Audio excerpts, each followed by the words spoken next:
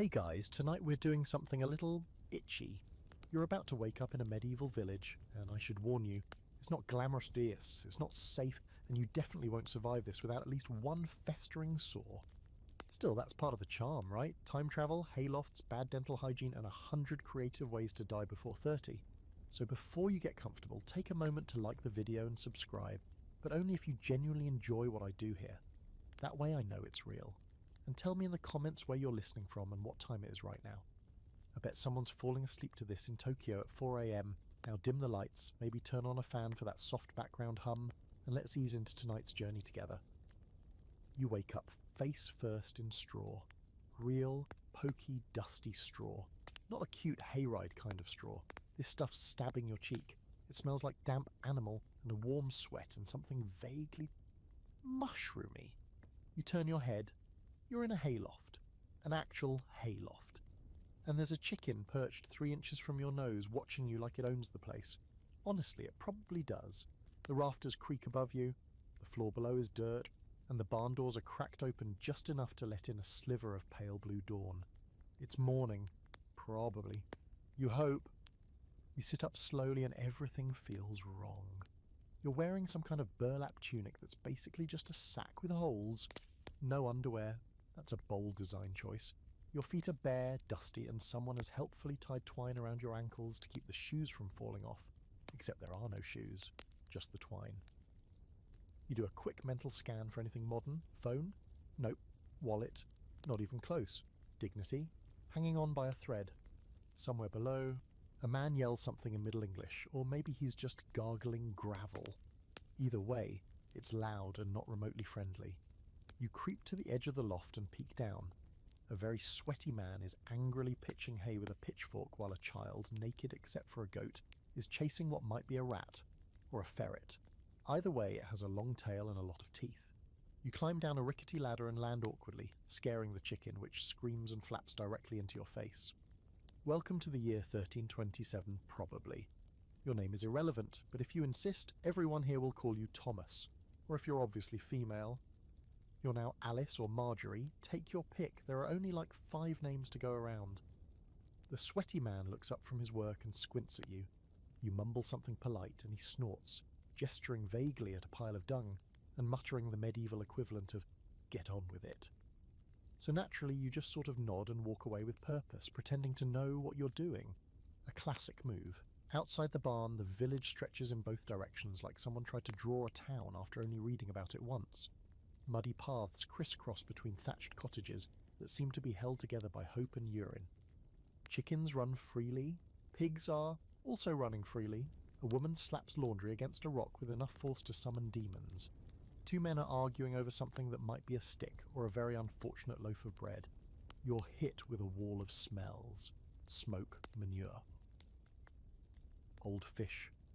Damp wool, something sweet and rotting. Your nose immediately gives up. Welcome to the full sensory experience of medieval life. A child runs past, shrieking, holding a frog by its leg like it's a trophy. No one cares. You think about asking for help, but realise that asking anything in modern English will sound like witchcraft, so you just keep walking. Eventually you reach the edge of the village where a communal well sits under a leaning wooden canopy. There, an old woman, possibly made of bark, eyes you suspiciously while slowly lowering a bucket. You smile. She does not. Her mouth is a straight line of suspicion. She drops the bucket into the well with a thunk that echoes like a tiny funeral. You hear the distant toll of a bell. Bong, bong, bong. Time? A warning? A reminder to fear God? Unclear. But everyone around you starts to move with grim determination. Doors open. People trudge into the open with sacks, tools, and expressions that suggest they've seen some things and didn't enjoy them. You're swept along by the tide of villagers like a sad salmon, headed to a job you didn't apply for. By the time the sun is up, you've walked the full length of the village 3 times, passed the same cow twice, who is definitely judging you, and failed to find anything resembling a bathroom. You settle for a suspiciously flat rock behind a hedge and hope you don't break any divine laws in the process. And that's when it hits you. This isn't some Renaissance fair. This is real. The ground is cold and your knees hurt, everything itches. And there's no going back, at least not yet. You're stuck here, with one tunic, no toothpaste, and zero survival skills. But here's a fun historical fact to take the edge off. Most medieval peasants never travelled more than 10 miles from their birthplace. You've already walked farther than that looking for a privy, so congratulations, you're officially above average. Also, quirky side note, some medieval villages used to bury shoes in walls to ward off evil spirits. It's not clear if it worked, but it does explain why everyone is barefoot and your feet are currently freezing. Maybe you'll find a nice haunted clog by tomorrow. And here's some man things scholars still debate.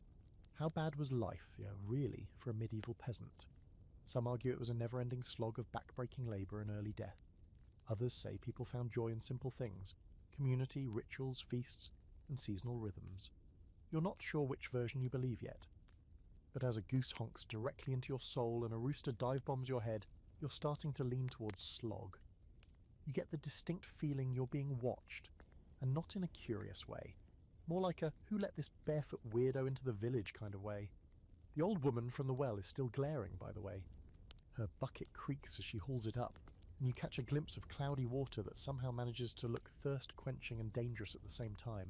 But no one else seems to mind. They're busy, purposeful. Everyone has a job, even if that job is just standing around holding a goat like it's a purse. Someone slaps a hand on your back. It's a heavy, meaty kind of slap, the medieval version of a corporate team-building gesture. You turn, startled, and meet the eyes of a man with a grin like a broken fence, gaps where there should be teeth, and teeth where there really shouldn't be anything.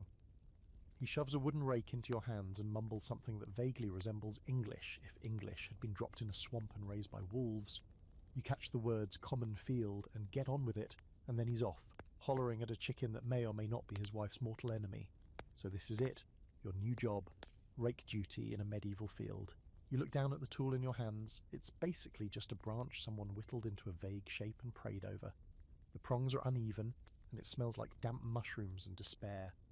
You drag it behind you as you follow the man out toward the fields, an expanse of muddy brown broken only by stunted stalks, forgotten tools, and one deeply suspicious ruck crow that looks like it moonlights as a demon in local folklore. The air is thick with mist and the manure. You breathe in through your mouth, instantly regretting it. Someone walks by carrying a basket of turnips like it's sacred treasure. Another carries a bundle of sticks strapped to their back with what looks like goat gut. No one is smiling, except the children. They're having a great time stabbing puddles with sticks and chasing a pig that seems to be winning. You get to work, sort of. You poke at the dirt a few times, drag the rake in short, uncertain strokes, and try to look busy. Your hands are already blistering, because of course they are. Your back is sore, your knees crack like kindling, and it's not even noon. Medieval peasant life, you're learning, is mostly just sore muscles and emotional damage. You glance around, hoping for instruction, or possibly a time portal. A boy nearby, can't be more than 10, is swinging a hoe like he's been doing it since birth, which he probably has. He sees you watching and smirks. In that moment, you're absolutely certain he could outwork and outwit you with one hand tied behind his back and half a potato for lunch. Speaking of lunch... Someone rings a rusty bell near the edge of the field, and everyone stops. Not dramatically, just a quiet collective sigh of, we get to stop moving now. People shuffle back toward the village. You follow them like a medieval duckling, rake dragging behind you like a very tired tail. Lunch is a revelation. You're handed a hunk of dark bread that could double as a weapon and a tin cup full of weak beer. It's warm and sour, but you drink it because water is basically a gamble with dysentery. The bread is coarse, chewy, and full of mystery grains, possibly some pebbles. But hey, it's carbs, and you haven't eaten since waking up in a barn with a poultry entourage. Everyone eats in fairness more out of fatigue than politeness. You sit on an overturned bucket near a communal fire, watching smoke curl up toward the low-grey sky. The beer buzz kicks in slightly, dulling the ache in your back and the humiliation of being outperformed by the children and goats. Here's a historical tidbit to chew on with your gravel bread. Most peasants only owned 1 or 2 sets of clothes. So yes, the scratchy sack you're wearing, that's your nice outfit. Laundry happened maybe every couple weeks, depending on the season, your social status, and how badly the neighbour's dog peed on you. And a quirky little fact, buttons were rare and fancy. Ties, laces, and brooches were the real MVPs of medieval fastenings. So if your tunic's falling off one shoulder, that's not a scandal. That's fashion. But here's where the scholars start arguing. How rigid was peasant life, really?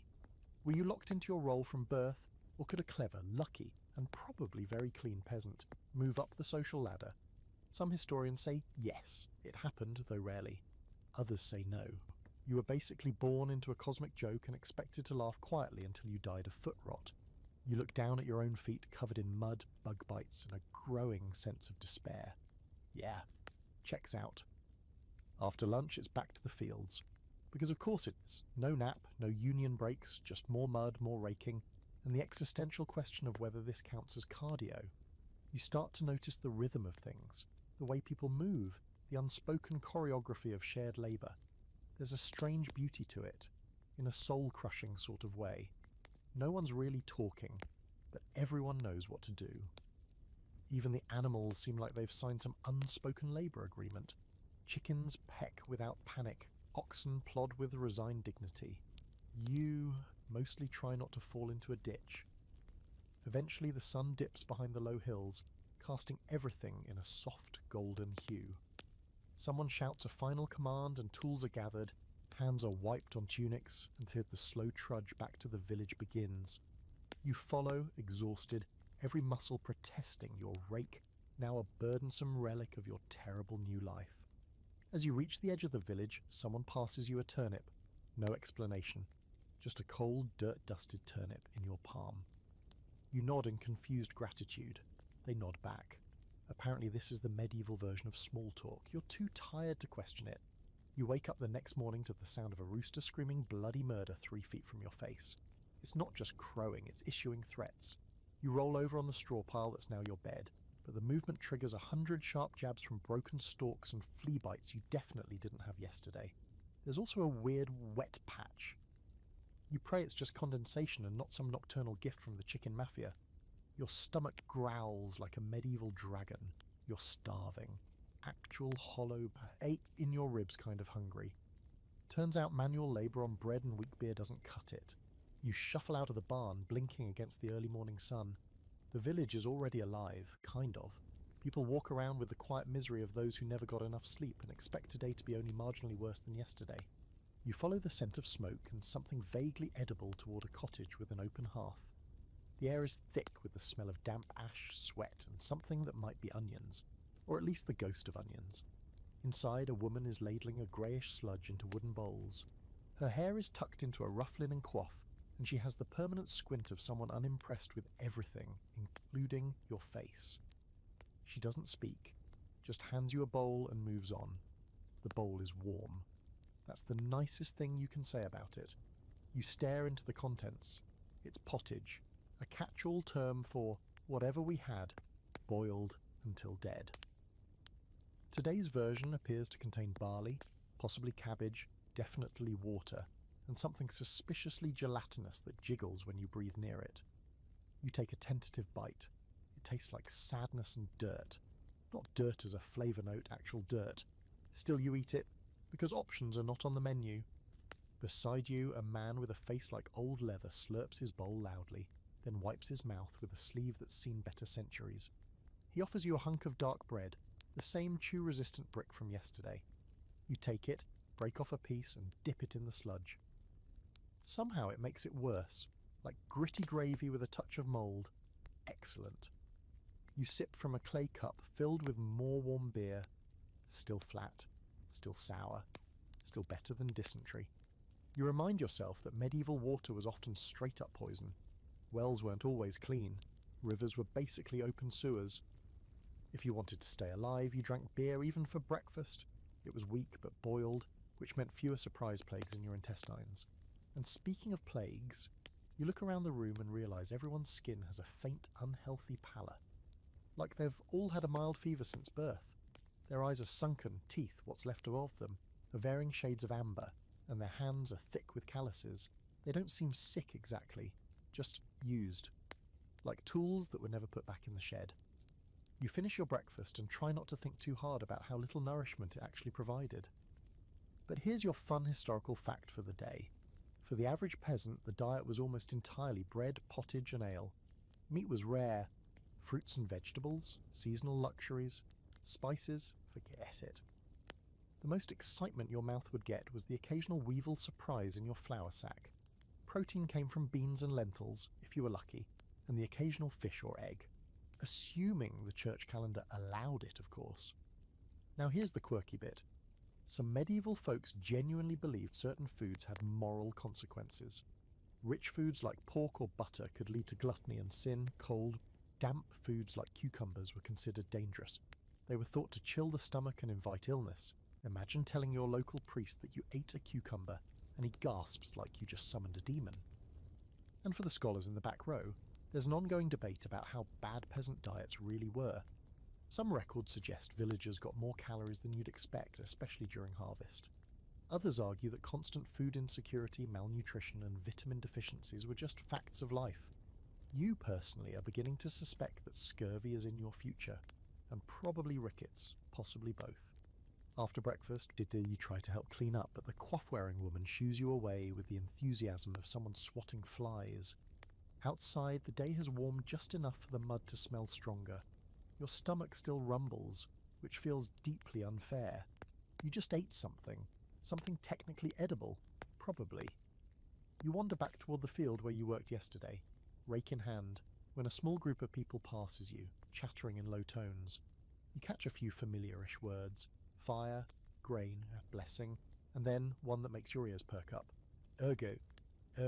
That's fungus, a mould that grows on rye. Your 21st century brain jolts awake like a scared cat. Ergo causes hallucinations, seizures, and death. You vaguely remember it being connected to witch trials, or maybe poisoned bread in a French town. Either way, it's not something you want in your breakfast sludge. You think back to the bread from this morning. It had a slightly bitter taste, little tingle on the tongue. Could have just been age, or psychotropic mould. You pass a pile of discarded loaves behind someone's cottage and notice something weird. Some of the bread is streaked with purple-black patches. A woman nearby sees you staring and nods grimly. Bad bread, she mutters, then points at her temple and waggles her hand, the universal sign for makes you go loopy. So yeah, not only is the food bland, it might also kill you with seizures. Fantastic! You start to see why beer was such a hit. You walk on, chewing what's left of your bread slowly and with growing suspicion. Now that you're paying attention, your fingers are twitching a bit. Could just be fatigue, or maybe you're about to start seeing visions of St. Cabbage floating above the fields. Hard to say. At midday you stop to rest under a tree. The sun is higher now, warming the earth and making everything smell like compost and goats. A group of kids plays nearby with a hoop and stick, laughing as they take turns chasing it through the mud. One of them is wearing a tunic so patched it looks like a medieval quilt. The kid waves at you. You wave back, unsure if this is a bonding moment or the beginning of some sort of curse. As you sit, trying to ignore your twitchy fingers, you realize just how delicate survival is here. One bad loaf, one bad winter, one tooth infection. Life here isn't dramatic, it's just constant low-level danger wrapped in itchy linen. But you're not dead yet, just hungry, probably poisoned, a little scared but still breathing. So that's something. The rake is your new best friend. It's splintery, crooked, and about as effective as a spoon in a sword fight, but it gives your hand something to do. You're back in the fields again, because of course you are. There's no rotation system here. No, let's try something different today, maybe see how you do with the chickens. Nope. You rake. You rake some more. You rake until your shoulders hum like medieval tuning forks and the skin on your palms threatens to unionize. The sun climbs slowly, but it's not warm. Not really. Just enough to make the mud steam slightly and the smell of manure become extra-dimensional. You try to find a rhythm. Pull, drag, shuffle. Repeat! The field stretches ahead of you like a punishment that was handed down personally by some vengeful agricultural deity. People work in quiet lines around you, bent double, as if the earth demands their full attention, and their spines. At some point a boy, maybe 12, barefoot and weirdly confident, comes up beside you. He says something you don't quite catch, then laughs like he's told a great joke. You smile awkwardly. He nods approvingly and hands you what looks like a large wooden spoon. You stare at it. He mimes stirring something, then points toward the far end of the field. Apparently, your job has changed. You follow his lead and end up standing next to a big wooden trough, half filled with what might be compost or possibly food for pigs. Or compost and food for pigs. Hard to tell. You're instructed, via many enthusiastic gestures, to stir it. That's it. Just stir the sludge. It smells like sour milk and cabbage regret. You do it anyway, because at this point you've accepted your fate as a human ladle. Here's today's historical flavour nugget. Most peasants had a very seasonal, highly specific job roster. In spring it was ploughing and planting, summer hoeing and haymaking. Autumn was all about harvesting and getting ready to absolutely not die during winter. And in winter, people mostly tried to avoid freezing, starving, or both. Stirring pig slop might not be on the fancy charts, but it was part of the system. Everyone worked, no exception. Even the chickens seemed busy. The sun climbs higher, and the village takes on that strange hum of semi-productive energy.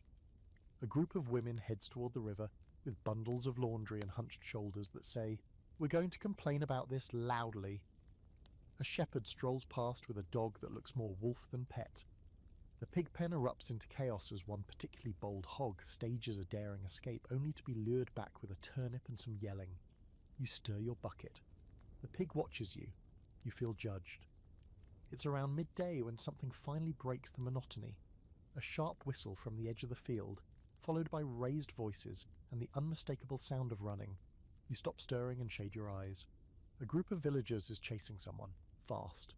It's a boy, older than the first one, maybe 16, sprinting with the agility of someone who's stolen something important. He darts past you, breath ragged, face pale, clutching what looks like a loaf of bread, or possibly a cheese. Either way, it's not his. He doesn't get far. A pair of strong-armed men tackle him into the mud like it's the peasant Super Bowl. The bread, or cheese, goes flying. Everyone gathers quickly. You, of course, drift toward the action, because nothing in this village ever happens quickly or interestingly, and this is the first real drama you've seen all day.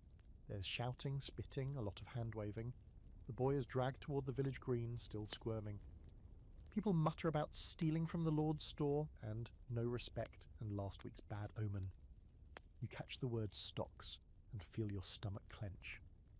Minutes later, the boy is locked into a crude wooden frame in front of the church, hands and head trapped in the classic medieval punishment pose. His expression shifts from fear to defiance to boredom in rapid succession. A little girl throws a clump of hay at him. Someone else launches a cabbage. You back away slowly, suddenly very aware of how little it takes to shift from villager to villain around here. And here's the odd offbeat fact of the day. In some medieval villages, punishments were the social event. Stocks, pillories, and public shaming weren't just about justice, they were entertainment. People brought snacks, kids threw things, it was a whole vibe. In some places, the stocks were right next to the tavern for maximum ridicule efficiency. Just imagine trying to enjoy your beer, while Gary from down the lane is getting pelted with onions for tax evasion. Meanwhile, historians still can't agree on how much crime there actually was in medieval villages. Some claim crime was rampant, thieving, fighting, duck theft, the works. Others argue that tight-knit communities self-police so well that most disputes were resolved with shouting or possibly just passive-aggressive goat placement. What everyone agrees on. If you were caught stealing, especially from the Lord's stores, you are absolutely getting the full humiliation package. You wander back to the trough feeling weirdly anxious. Not because you stole anything, but because now you've seen how fragile status is here. One wrong move, one misunderstood action, and you're the one getting turnips thrown at your head. Afternoon stretches on, the sky turns a bruised shade of grey. A cold wind picks up, scattering bits of hay and dust into your eyes. You keep stirring, half out of duty, half out of fear that if you stop someone will notice and promote you to cabbage target. Eventually someone rings a little iron bell again, the signal to stop work. People gather their tools and trudge back toward their homes with the silent fatigue of a life that doesn't allow sick days. You follow, not even pretending to know where you're supposed to go anymore. Dinner is almost the same as breakfast. Pottage again, though this one is thicker and has a few visible peas. Luxury. The bread is slightly less brick-like. The beer is warmer. You sit near the fire and try not to think about the boy in the stocks. He's still out there, probably, cold, embarrassed, possibly unconscious under a small mountain of produce. You curl up in the barn again, burying yourself in straw and trying to find one non-scratchy spot to rest your face. Tomorrow will be more of the same. More mud, more awkward tools, possibly more legally sanctioned public shaming. But you're learning, slowly. You haven't been arrested. You haven't hallucinated. You haven't died. Yet. All in all, a productive day. You wake up with your mouth full of straw and the overwhelming sensation that your spine has folded itself into a medieval pretzel. Every joint creaks like you've been used as a barn door overnight. You sit up slowly, brushing off the usual scattering of hay, feathers, and one very indignant beetle from your tunic. A chicken watches you from the rafters, making eye contact like it knows something about your future and is deeply disappointed in it. Outside, the village is quiet, eerily so.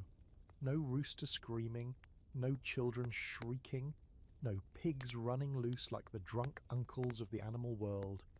Just a low fog creeping in through the trees and the occasional bark of a distant dog. You step outside and immediately shiver. The morning is damp and cold, the kind of chill that settles in your bones and whispers, "Hope you like joint pain." You wander toward the hearth house, hoping for breakfast, or at least something warm to hold. You're not even hungry at this point, just craving calories in any form. Inside, the usual woman is stirring a pot of pottage, but there's a strange tension in the air. She glances up and narrows her eyes as you approach. There's a whisper spreading across the room like cold butter on stale bread. Someone ate the wrong bread. You get your bowl of sludge and retreat to a corner, eyes wide, ears open. A man is being carried in through the doorway, slumped between two others like a sack of flour. He's not unconscious exactly. His eyes are open, but he's twitching, jerking every few seconds like his body's forgotten how to be inside itself. Someone says the word curse. Someone else mutters witch. You take a bite of your pottage and immediately regret it. It's different today, tangier, darker. The barley is bitter. You quietly set the bowl down. Here's your historical reality check.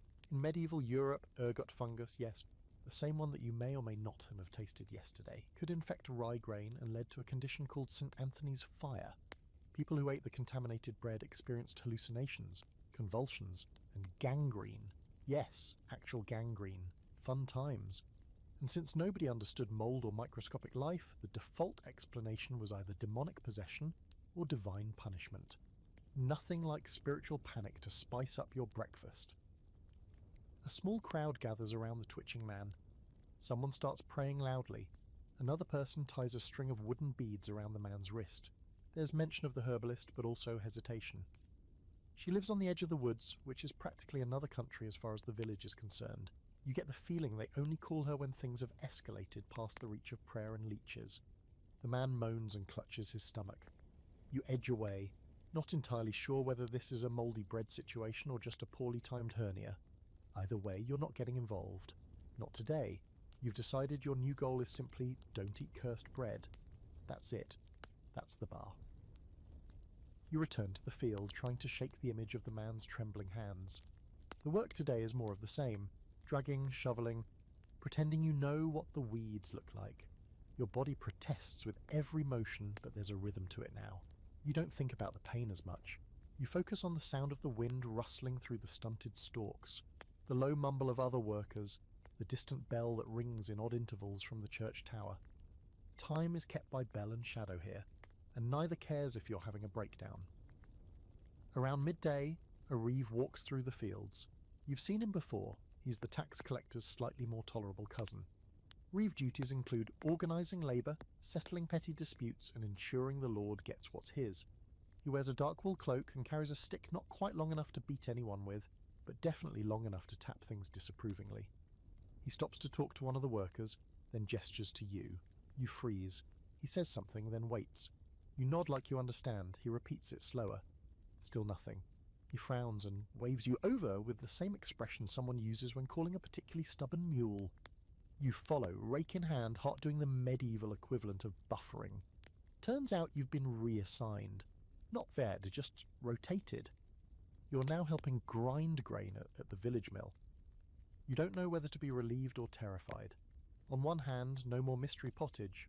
On the other, giant grindstones sound like a great way to lose a limb. The mill sits near a sluggish stream, his wooden wheel lazily turning in the current. It's not picturesque exactly, more like functional decay.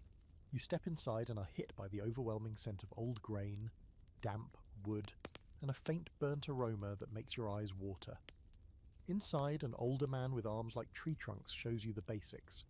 Pour the grain into the top chute, guide the flour out of the bottom, don't stick your fingers anywhere near the grinding stones. You nod, trying not to imagine your entire hand becoming a medieval pancake. You spend the next few hours feeding sacks of rye and barley into the grinding machine, watching as the stones groan and spin. The flour comes out in little puffs, soft and greyish. You're covered in it within minutes. It clings to your clothes, your skin, your eyelashes. You sneeze and it's like setting off a powder bomb. The old man chuckles without mirth and slaps your back hard enough to rearrange your organs. Here's your quirky fact for the day. Millers were often among the most disliked people in the village. Why? Because they handled the grain and always seemed to take a little extra for themselves. They were seen as sneaky, slightly magical, and often suspicious.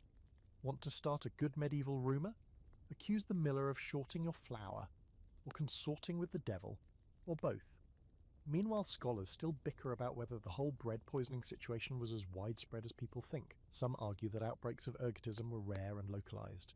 Others suggest it was more common, but poorly recorded, or attributed to supernatural causes instead of bad agriculture. Either way, it's one of those things that makes you appreciate modern food safety regulations, even if they come with 100 acronyms and a barcode on everything. As the sun dips low, the miller sends you off with a pat on the shoulder and a small cloth sack of flour. Your wages, apparently. You carry it carefully, like it's made of glass. Flour here is literal gold dust. People eye it as you pass, but no one says a word. Everyone knows the risks of robbing a flour carrier. You don't want to end up in the stocks pelted with the very grain you tried to steal. Back in the barn, you collapse onto your hay pile, flour still clinging to your nose and ears. You think about the man who collapsed earlier. No one mentioned him again. No one needed to. That's how things go here. You're useful until you're not. Healthy until you're not. Alive until... well, you get the idea. And as you drift into sleep, the smell of burned rye still in your nostrils, you make a simple, desperate wish. Please, no more pottage tomorrow? You wake up to the sound of someone arguing with a goat. Not yelling, arguing, full sentences. The goat appears to be winning. You open your eyes and stare up at the hayloft ceiling, where a spider the size of a coin is dangling ominously over your face. You make a small noise of existential dread and roll to the side, only to land with a thump in yesterday's dried-out straw and a few suspiciously warm chicken droppings. It's another morning in paradise. You dust yourself off and shuffle outside. The village is already in motion, people swarming around like bees in wool tunics, each with a mission that usually involves moving mud from one place to another.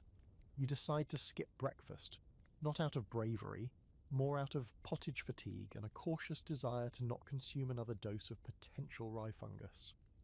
Your stomach growls like a medieval curse, but you ignore it. You've started to appreciate hunger. Hunger means you're still alive. You don't make it 10 feet before a man with a leather pouch and a very smug look calls out to you. He's dressed slightly nicer than the rest of the villagers. His clothes are cleaner, better dyed, and his boots actually exist. He waves you over with the same kind of friendliness a cat uses before it claws your face. You approach with deep suspicion. Never trust anyone with clean shoes in a place like this. He introduces himself as the Reeve, not the one who reassigns you to pig stirring. This one's more official. Turns out today is tax day, and you, dear peasant, are on the list. You blink at him. He explains, using lots of finger-pointing and slow words, that every family owes the Lord a share of their harvest, a portion of their livestock, and random fees like road use, firewood collection, and existing in the year 1327. You, of course, have nothing. He doesn't seem bothered. Instead, he pulls out a tiny wooden tablet with some scratched-in symbols and marks something off with a quill. Then he tells you the good news. Your labour counts as tax. You're now officially working to pay off your existence. Your debt, as it were, is your own physical suffering.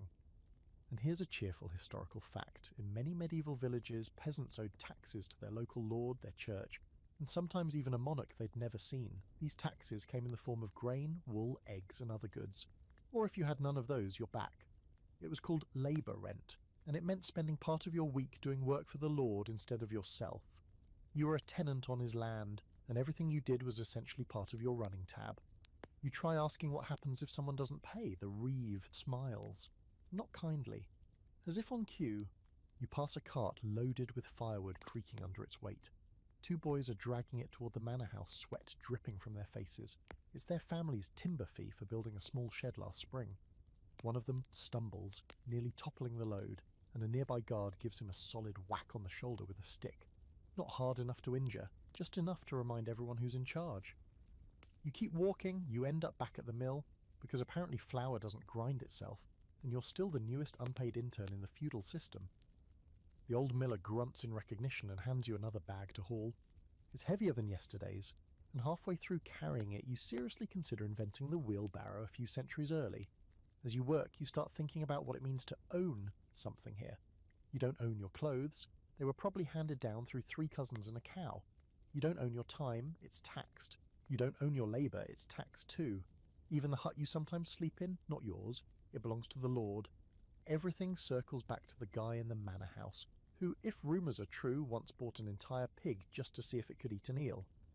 Here's a fun fringe fact for the day. Some lords taxed peasants for using the oven. The communal bakehouse in a village wasn't just a place to make bread, it was a source of income. You couldn't bake at home, that was illegal. If you got caught with your own oven, you'd be fined, or worse. So yes, in a very real way, even your bread came with a surcharge. By midday, your arms are burning and your stomach has decided it's done being polite. You sneak back toward the hearth-house and find someone handing out scraps of cold barley cake and a chunk of dried fish that smells like regret and low tide. You eat it anyway. As bad as it is, it's food, and you're learning the hierarchy of pain here. Hunger is worse than taste. Later in the day, you get your first real look at the Lord's manor. It's not a castle, don't get excited. It's a large wooden house with a more stone foundation, some glass windows, which, in this context, is like having a moon base, and a crude fence surrounding it. Compared to the hovels in the village, it's Versailles. Compared to anything modern, it's a well-decorated shed with a superiority complex. You're not allowed inside, obviously, but you glimpse the household staff moving back and forth, servants in slightly cleaner tunics. A man polishing armour that hasn't been used in 20 years, a kitchen boy dragging a dead goose by the neck. There's a smell of roast meat in the air, and it makes your stomach ache in new and personal ways. Someone near you mutters, 10 eggs a month. That's what he gets from our coop. Another replies, and 3 from mine. They're not angry, just tired. This is how it's always been. No one questions the system. You give, or you're punished. You work, or you're replaced. And here's where historians like to argue. Was the feudal tax system exploitative or just functional? Some say it kept everyone alive in a fragile economy. Others say it ensured the majority suffered quietly while a small group of people lived slightly more comfortably. The truth is probably somewhere in the middle, a delicate, miserable balance between survival and servitude. By sunset, you're sore, hungry again, and mentally calculating how many eggs you've ever eaten in your life, just to see if you've hit a taxable limit.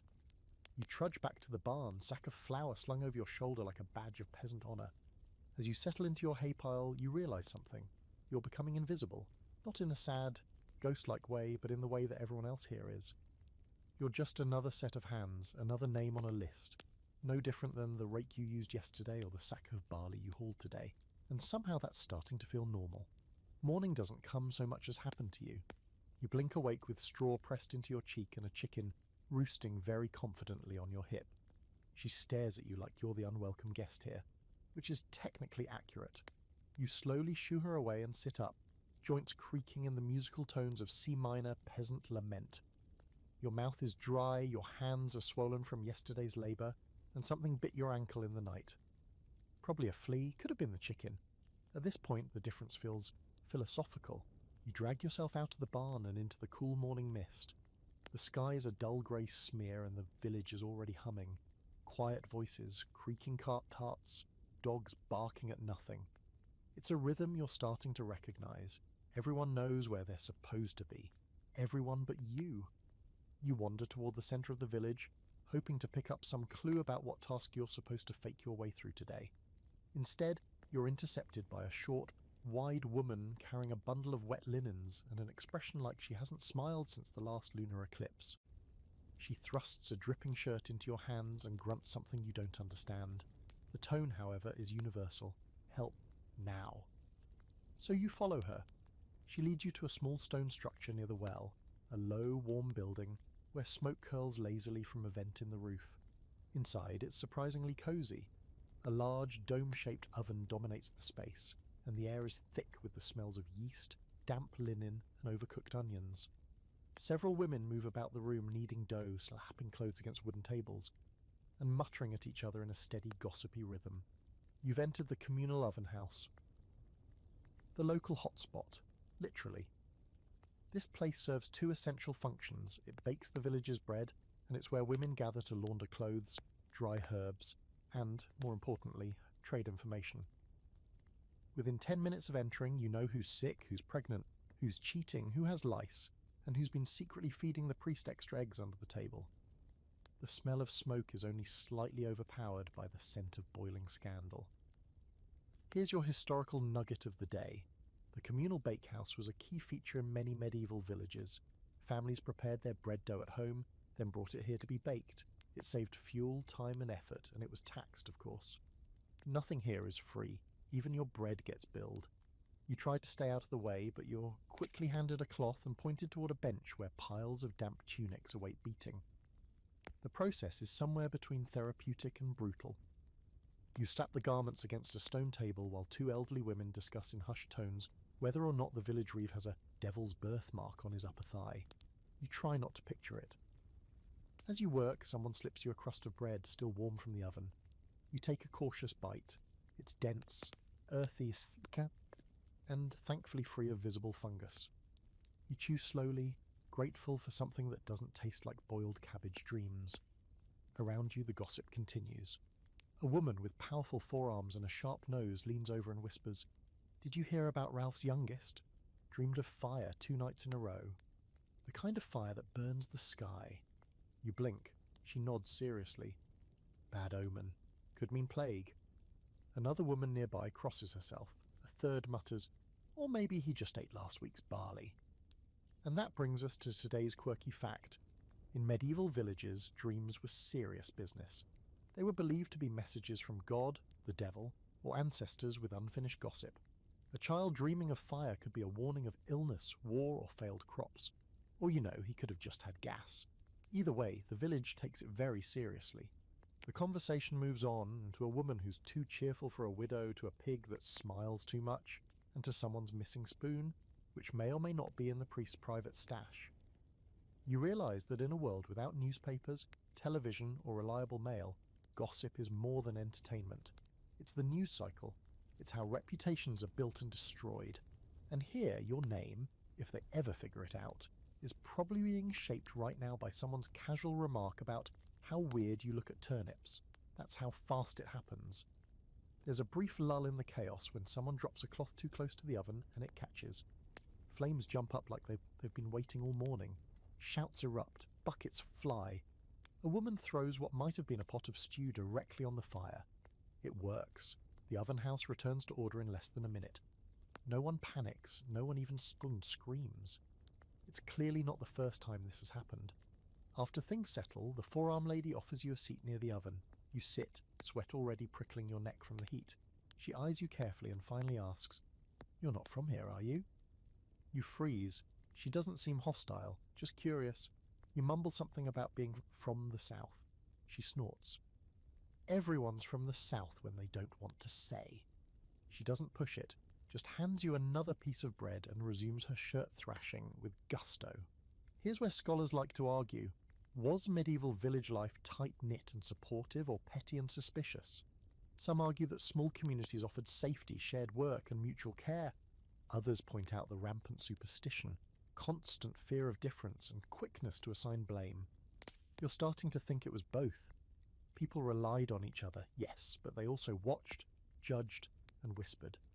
No one was truly safe from the court of public opinion, especially not strangers. By mid-afternoon, your arms are noodles, your shirt is soaked with sweat and oven smoke, and you've learned more about the Reeves daughter's love life than you ever wanted to know. The work ends not with a whistle or command, but with people just drifting out. That's how it works here. Time isn't measured precisely. It's observed, guessed at, and collectively decided. You step outside into cooler air and blink against the haze of wood smoke. You feel changed. Not just dirty, though you are spectacularly dirty, but different. You've been part of something today. Maybe not joyfully, maybe not voluntarily, but you were in the room where it happened, and you survived it. As you head back toward your hay pile, someone calls your name, or rather, the name they've decided is yours, Tom. You turn and it's one of the oven women. She tosses you a cloth bundle. Inside is half a loaf of bread and a small wedge of dried cheese. Your reward. You nod in thanks. She nods back, transaction complete. You fall asleep that night with the scent of yeast still in your hair and the feeling that you've been permanently inducted into the village's gossip machine. Whether that's good or bad remains to be seen.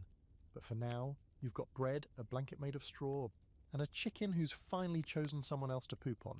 You're practically thriving. You wake before the rooster. That alone feels like a minor miracle. The barn is still dark, a soft hum of wind moving through the gaps in the wood, and the chickens, for once, are sleeping peacefully, probably plotting. You sit up slowly, limbs stiff, back aching, but your brain feels a little clearer this morning. Maybe it's the bread, maybe it's finally acclimating to a sleep schedule dictated by livestock. Either way, you feel almost, dare you say, functional. You stretch, stand, and step outside into a sky smeared in pre-dawn blues and pinks. The village is quiet, peaceful, for the first time since you got here. No yelling, no clattering carts, no babies crying. Just the distant hoot of an owl heading home and the crunch of frost under your bare feet. That's right, bare again. Your shoes, aka strings wrapped around wishful thinking, disintegrated yesterday while you were scrubbing laundry gossip into linen. You decide to head toward the church, not because you're particularly spiritual, but because it's one of the only places in the village you haven't really explored, and it feels like the kind of place that might hold a little more structure, something stable in a world where soup has mould and chickens run the streets like feathery crime bosses. The church isn't grand, it's a squat stone building with a wooden bell tower perched precariously on top, like someone balanced it there just to see if it would fall. Moss creeps up the walls, the door hangs slightly off its hinges, but it has a presence, quiet, sombre, and important. You push the door open, and a wave of cool, incense-scented air greets you. Inside, it's dim and still. Narrow windows let in pale light that filters through dust in elegant rays, landing on wooden pews worn smooth by centuries of weary elbows. At the far end stands the altar, draped in faded cloth, a brass cross gleaming weakly in the gloom. A few villagers are already here, kneeling in silence. You follow suit because, what else do you do? It's too early to rake anything. A monk appears from the shadows, not dramatically, just quietly. He wears a coarse brown robe with a rope belt, and his face is deeply lined but strangely kind. He begins to chant in Latin. You understand none of it. Neither, it seems, do most of the villagers, but they mouth the words with steady rhythm, as if they've been doing this every morning since birth, which honestly, they probably have. You try to mimic the motions, the mumbled responses, the careful nods at the right time. No one corrects you. No one stares. It's calming in a strange way. The cadence of the monk's voice, the scent of candle wax and damp stone, the slow ritual of something that doesn't require thought, just presence. Here's your history nugget of the day. In medieval villages, the church wasn't just a place of worship. It was the central institution. It marked time, mediated disputes, collected tithes, and held people together. Birth, marriage, death, all filtered through this one cold building. Even the calendar was set by the church. 50% feasts, 50% fasting, and 100% anxiety about sin. The monk finishes the prayer and steps down. People begin to leave slowly, with murmured blessings and groans as they rise from stiff knees. You follow them out into the morning light, blinking as the sun crests the thatched rooftops. The world is awake now. The spell is broken. You linger a little, and that's when you notice something curious. The bell. It's not ringing. No rhythmic tolls marking the hour, no call to prayer. You've heard it every day since you arrived. Always there, always punctual, and today, nothing. You glance up at the tower and see movement. A young boy climbs awkwardly through the hatch, a rope slung over one shoulder. He looks about 12 and entirely unqualified to be managing time for the entire village. You approach the base of the tower just as he leans out and calls down to no one in particular, "The rope's stuck again!" Then disappears. You realise for the first time just how manual everything is here. Time isn't measured by machines or clocks. It's not even consistent. Time is whatever the monk says it is. And if the bell doesn't ring, the whole village moves off kilter. One missed toll, and the washing is late. The fields aren't tilled. The bread doesn't go in the oven on time. It's a delicate ballet of tasks, all choreographed by a teenager with a questionable grip on knots. And here's your quirky fact for the day. Mechanical clocks were still rare in the early 14th century. Most villages didn't have them. Time was measured in bells, sun angles, and educated guesses. In wealthier towns, they might have a water clock or an early gear-based clock installed in a church tower. But here, it's just a kid with a rope and a prayer. You spend the afternoon shadowing the monk, who, for reasons unknown, seems to have adopted you. He doesn't talk much, but he leads you through simple tasks, refilling candles, sweeping the altar steps, carrying a small jug of wine from a locked cabinet that he watches like it holds the Holy Grail. You get the sense that in this village, being near the church offers a bit of protection. It doesn't mean you're safe, but it means you're slightly harder to yell at. He gives you a slice of dried apple before you leave. It's wrinkled and leathery and tastes like hope. That night you return to the barn as the bell finally rings, 3 slow, uneven clangs that echo across the darkening fields. Someone must have fixed the rope. The chickens squawk in protest. A dog howls once, then falls silent. You lie back in your straw bed, the apple core still in your hand, and feel something like peace. Not comfort, not safety, but rhythm. This place runs on rhythm, on rituals and routines and responsibilities. You're slowly falling into step with it, whether you meant to or not. And as your eyes close, you wonder, not for the first time, if anyone in your old life would believe this. That you wake with the chickens, measure your day by bell, and listen to gossip in a smokehouse full of bread. That time here is fluid, sacred, and slightly unreliable. You fall asleep to the memory of the monk's voice, the softness of candlelight, and the distant lopsided toll of the church bell correcting itself through the dark. You know what you miss most about modern life this morning? Not plumbing, not phone chargers, not even breakfast burritos. No, you miss showers, specifically hot ones. The kind that fog up mirrors and make you feel reborn. Here, the closest thing you've had to a cleansing ritual is falling into a muddy ditch that one time and pretending it was intentional. Today starts like most days. Straw in your hair, a few new insect bites, and a chicken indignantly clucking because you dared to exist in its personal space. But as you stumble into the grey morning light, scratching your elbow and trying not to sneeze out a lungful of barn dust, something different is in the air. People are hauling buckets, not for the fields, not for the animals. They're heading toward the river. Bath day. Now, before you get excited, let's be clear. No one's breaking out loofahs or lavender-scented shampoo. This is not a spa experience. This is functional nudity in freezing water with strangers. But apparently, once or twice a month, depending on the weather and everyone's collective will to survive, the village attempts something resembling communal hygiene. You trail the crowd down the narrow path that leads to the riverbank, where the water moves slow and brown and just clear enough to reflect your increasingly haunted expression. There's already a small fire going, someone boiling water in a soot-blackened pot and muttering about the last time someone tried to bathe upstream and caused a minor crisis involving fish and sin. You don't even know where to start. There's no soap, just handfuls of gritty sand and bundles of crushed herbs that smell like pine, and something a little medicinal. People are already stripping down unbothered. Children shriek as they're dunked into the shallows. Adults wash quietly, methodically, some scrubbing their arms with what looks like last season's moss. You stand at the edge, arms folded, weighing the risk of exposure against the promise of finally getting the filth off your skin. You eventually settle for a semi-private area behind a bush and wade into the icy water, which hits you like a slap from history itself. Every nerve lights up. Your breath catches. You immediately regret every decision that led to this moment. But then you dunk your head under, and when you come back up, gasping and dripping and slightly horrified, something shifts. Your skin tingles. The cold becomes bearable. You feel reset. Here's your historical fact. Contrary to popular belief, medieval people did bathe. Not often, and definitely not with luxury, but hygiene wasn't ignored. Bathhouses existed in towns, and rivers served rural communities.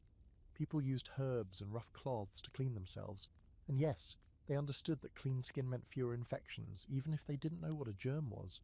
The everyone was filthy myth is mostly an exaggeration, though you'd be forgiven for believing it after 5 minutes in this village.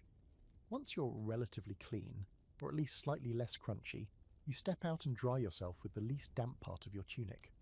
Around you, others are doing the same, some chatting, some humming. There's a strange sense of camaraderie in shared discomfort. A woman hands you a sprig of rosemary. You think it's for scent.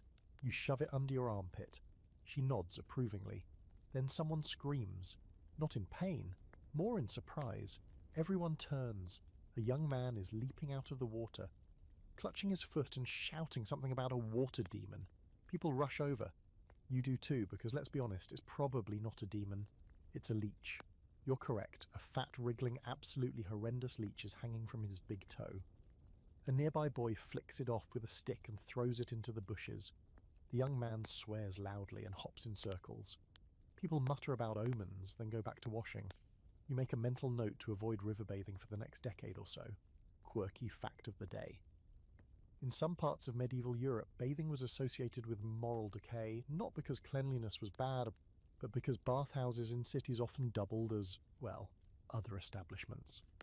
So public bathing acquired a reputation. In some towns, the church discouraged it entirely, arguing that too much naked relaxation could lead to thoughts that weren't strictly pious. Because of course it did. You finish drying off and feel good. Not clean, but the best you've felt since arriving.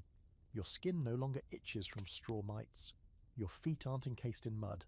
And there's something psychologically powerful about scrubbing a week's worth of suffering from your limbs, even if you immediately get dusty again walking back to the village.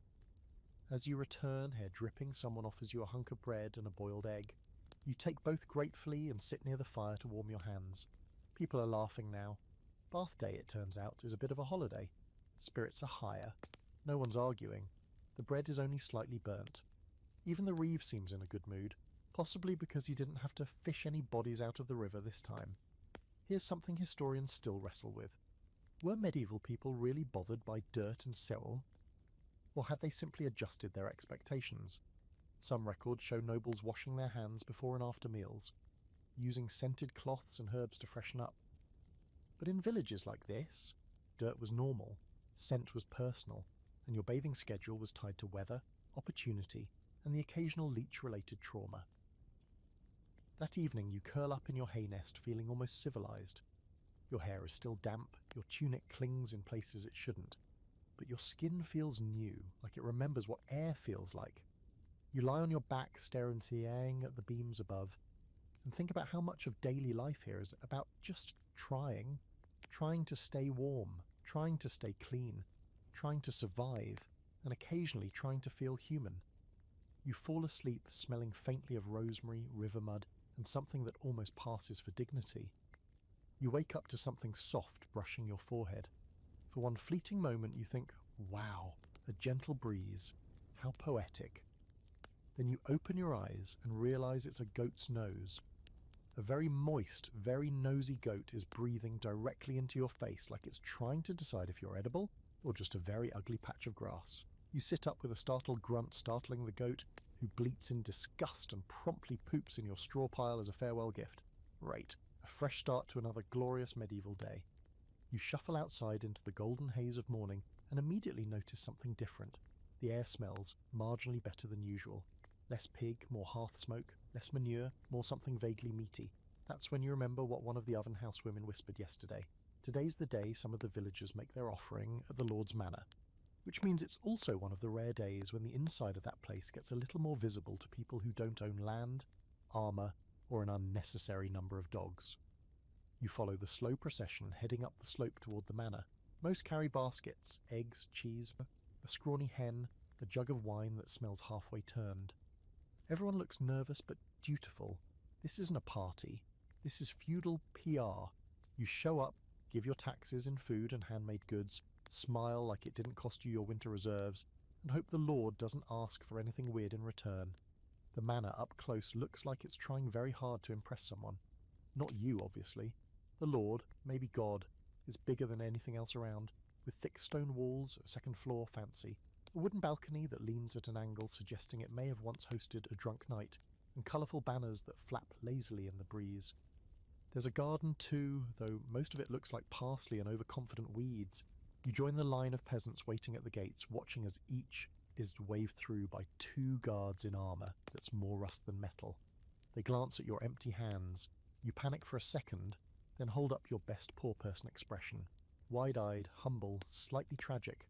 It works. One of the guards just grunts and lets you in. Apparently curiosity is an acceptable form of tribute. Inside, the manor is less glamorous. It smells like damp wool and roasted something. The floor is dirt, packed hard and covered with rushes, flattened reeds and herbs that sort of absorb the muck if you squint. The main hall is cavernous but dark, with narrow windows and a single hearth crackling at the far end. And there he is, the lord of the manor. You expected a towering figure in plate mail with a hawk on his arm. Instead, you get a man in his late 50s with thinning hair, a wine-stained tunic and a glazed expression like he's been slightly tipsy since last Wednesday.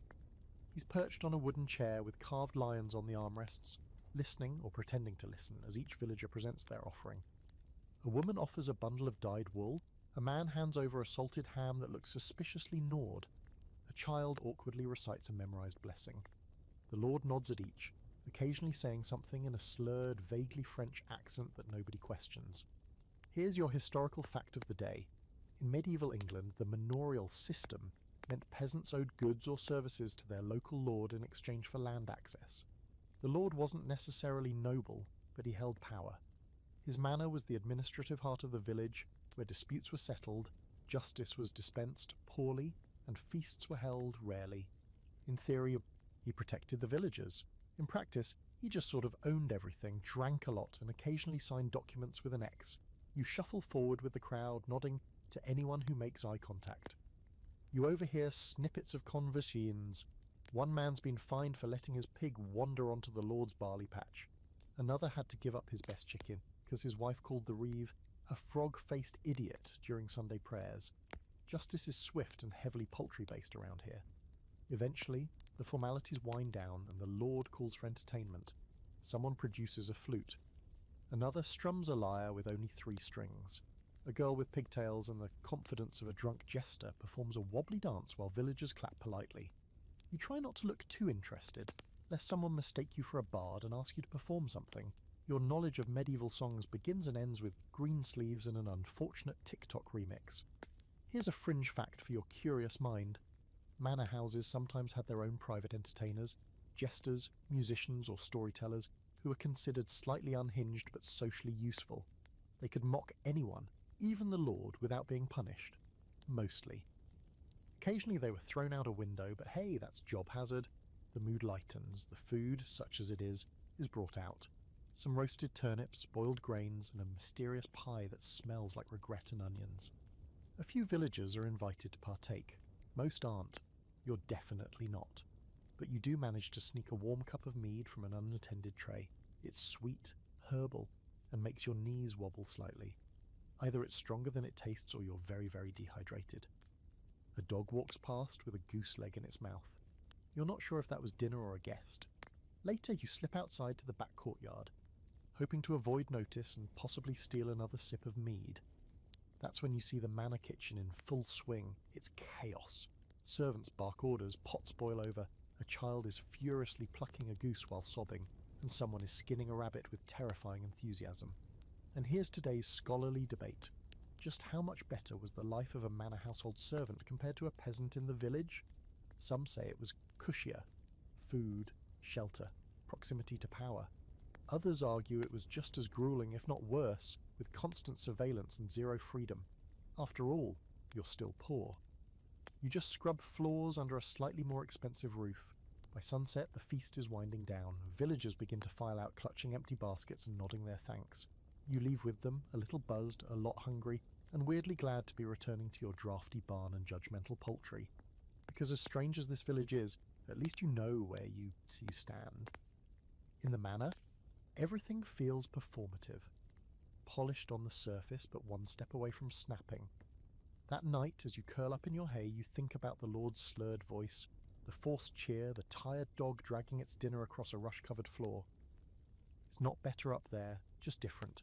And you've officially tasted mead, avoided arrest, and survived your first glimpse inside the local power structure. You're practically a noble. You're woken before dawn by yelling, not the usual barnside muttering or someone cursing at a goat. No, this is different. Urgent. Harsh. Multiple voices tangled in a mess of fear and authority. You sit up, your body protesting like a creaky drawbridge, and scramble to the edge of the loft, peering down through the slats. A group of villagers is gathered outside, lanterns swinging, torches flaring. The reeve is there shouting something about theft. And then you hear it, trial. You've been here long enough to know that word carries weight. A trial here doesn't mean a courtroom and lawyers with wigs. It means something more medieval, less gavel, more hot iron. You pull on your tunic, still damp from yesterday's fog, and head down to the village green, curiosity outweighing your basic survival instincts. A small crowd has already gathered, their breath rising in clouds under the pale morning light. In the centre stands a man, young, maybe mid-20s, with wrists tied and face pale. You recognise him. He was one of the guys who stirred the grain mash near the mill. Quiet, kept to himself. The kind of person you don't notice until something goes wrong. Apparently something went very wrong. The accusation? Stealing grain from the Lord's personal stores. A huge deal, especially during the lean months. The punishment? Well, that's what today is about. The priest appears, flanked by two grim-looking elders and a teenage boy carrying a glowing rod of metal held in tongs. It's a short iron bar, blackened at the ends, but glowing dull red at the centre. And that's when you realise what kind of trial this is going to be. Welcome to Trial by Ordeal. Here's your historical fact. In many parts of medieval Europe, guilt was determined not by evidence, but by divine judgment. Trial by ordeal meant the accused would undergo a painful test, carrying hot iron, walking over burning coals, or having their arm plunged into boiling water. If the wound healed cleanly within a set number of days, they were declared innocent, because God had intervened. If it didn't, well, the logic kind of fell apart after that. You push your way closer, not because you want to see it, but because everyone else is watching and you feel like not watching would make you suspicious. That's how peer pressure works here. Don't flinch, don't question, and definitely don't make eye contact with the reeve. The priest begins to chant in Latin, slow and sombre. The villagers bow their heads. The accused stares at the glowing iron, sweat beading on his forehead. Then, with practiced movements, one of the elders places the bar in his hands. He has to carry it 3 steps, arms extended, then drop it onto a marked cloth on the ground. That's it. 3 steps. That's the whole test. He takes the iron. He screams. Not a loud scream, more like a hiss through clenched teeth. His body trembles as he takes the first step, then the second, then the third. He drops the iron with a sickening hiss as it hits the cloth, smoke rising from the singed fabric. His hands are already blistering. He collapses to his knees. The priest nods solemnly. The boy is taken away. He'll be locked in a cottage with a healer for 3 days. If the burns heal cleanly, he's free. If they fester or scar, he's guilty, which is laughable, because you saw the burns. They're going to fester. They always fester. Here's your quirky side fact. Some healers, usually older women with herb knowledge and a healthy fear of mobs, were known to nudge the healing process. They'd use clean cloths, honey, or wine to help prevent infection. But if they were caught helping someone deemed guilty, well, let's just say the next trial wouldn't require hot iron, just firewood and accusations of witchcraft. The villagers start to disperse, murmuring among themselves. Some nod approvingly, others look uneasy. You stand still, heart thudding, wondering how many of these people actually believe in the fairness of the ordeal, and how many are just going along with it because they don't want to be the next one in the circle. As you walk away, a boy beside you mutters, "He only took a handful for his sister. She's sick." Then he shrugs, as if that somehow justifies what just happened. Or doesn't. Maybe it doesn't matter. The rule is the rule. The grain wasn't his. Intent is a luxury no one can afford here. Back near the barn, you pass a group of women preparing herbs for salves. One whispers something about willow bark and vinegar. You glance back toward the cottage where the accused is now hidden. You wonder if he'll get lucky, if his body will do something miraculous, something fast enough to satisfy everyone else's need for divine justice. You doubt it. And here's where historians love to debate. Was trial by ordeal ever really about justice? Or was it just a tool to maintain order, to keep fear alive, to remind people that power didn't have to make sense? Only results? Some argue that it was a genuine attempt to involve the divine. Others say it was a calculated system of control, a way to punish the desperate while letting everyone else sleep better at night. Either way, it worked.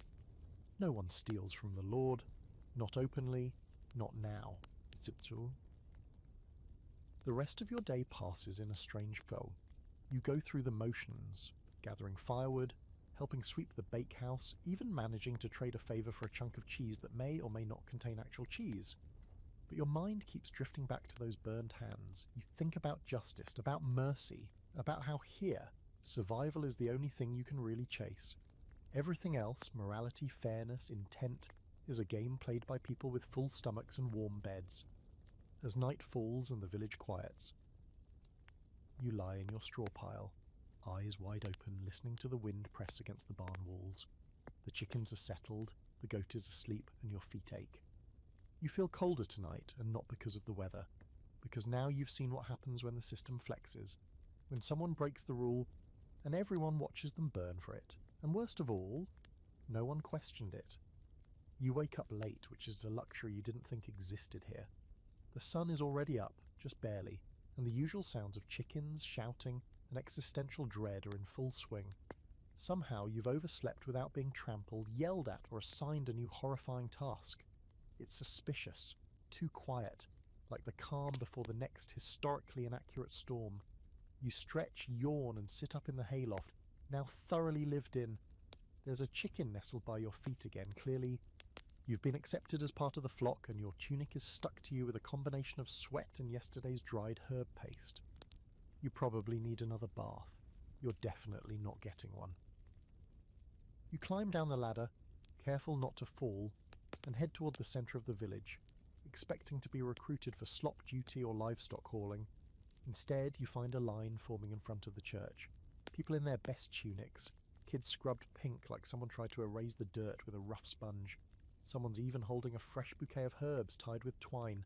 And that's when you remember, it's Sunday, which means one thing: Mass. You freeze, staring at the neat line of villagers slowly filing into the church. The priest, looking extra solemn today, stands near the door, nodding at everyone as they enter, like some kind of medieval nightclub bouncer. You've been inside the church before, during that early morning when the bellboy forgot to ring time, but you haven't sat through an actual service yet. Now, there's no escape. A woman you vaguely know spots you, grabs your arm, and shoves a damp, fragrant clump of rosemary into your hand. "Smell it if you feel faint," she mutters. Keeps the demons out. Before you can reply, she's already pushing you toward the church steps. Inside it's dim and cool, filled with the soft murmur of whispers and the occasional sniffle. Everyone packs into the pews, shoulder to shoulder.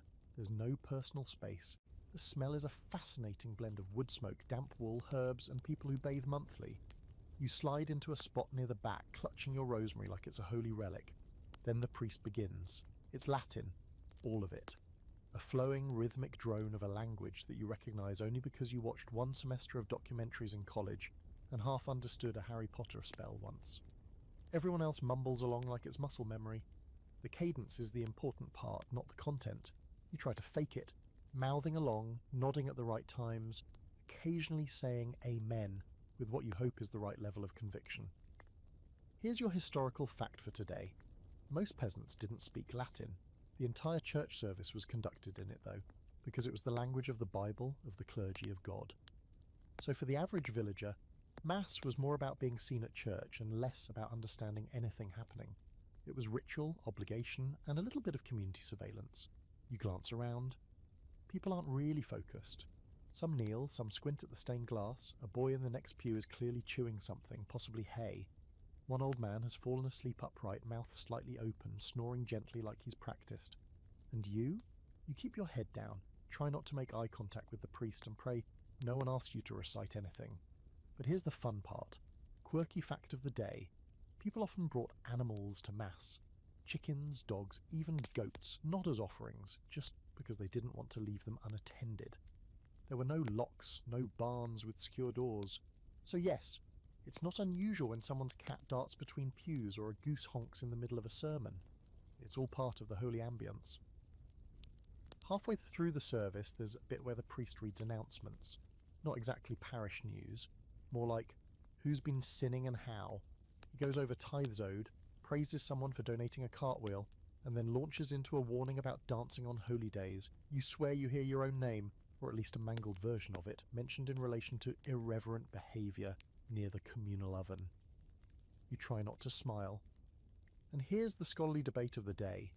Did peasants actually believe all of this? The rituals, the relics, the saints with suspiciously specific specialties? Some scholars say yes, faith was real, deep and omnipresent. Others argue that it was mostly social pressure, Go to church or people start talking. Don't go to church and the reeve starts writing things down. And if things go bad for your crops, people will remember who skipped mass last week.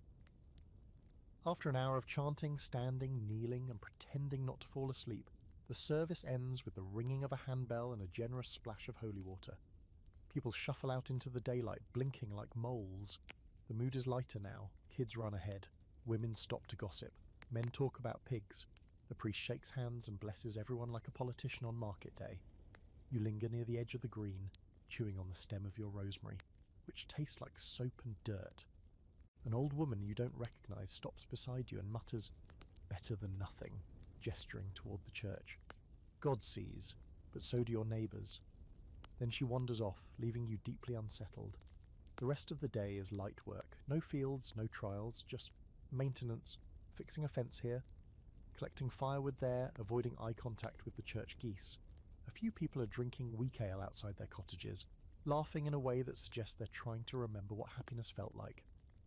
Someone invites you to sit. You do. They hand you a crust of bread and a smear of something they claim is cheese. It tastes like fermented chalk, but you smile and nod because this apparently is bonding. That night, back in the barn, you lie awake longer than usual. You think about the mass, the chanting, the smell of beeswax and incense, the priest's hollow eyes. You think about how much of this world is based on rhythm, daily labour, weekly rituals, seasonal tasks. No one questions it. Even you now are beginning to fall into line. You wonder how long it would take to believe it all, not just pretend, believe that your sins are counted, that your dreams mean something, that your suffering has purpose. Outside, the church bell rings once, a single toll for evening prayer. No one responds. Everyone's already asleep, except you.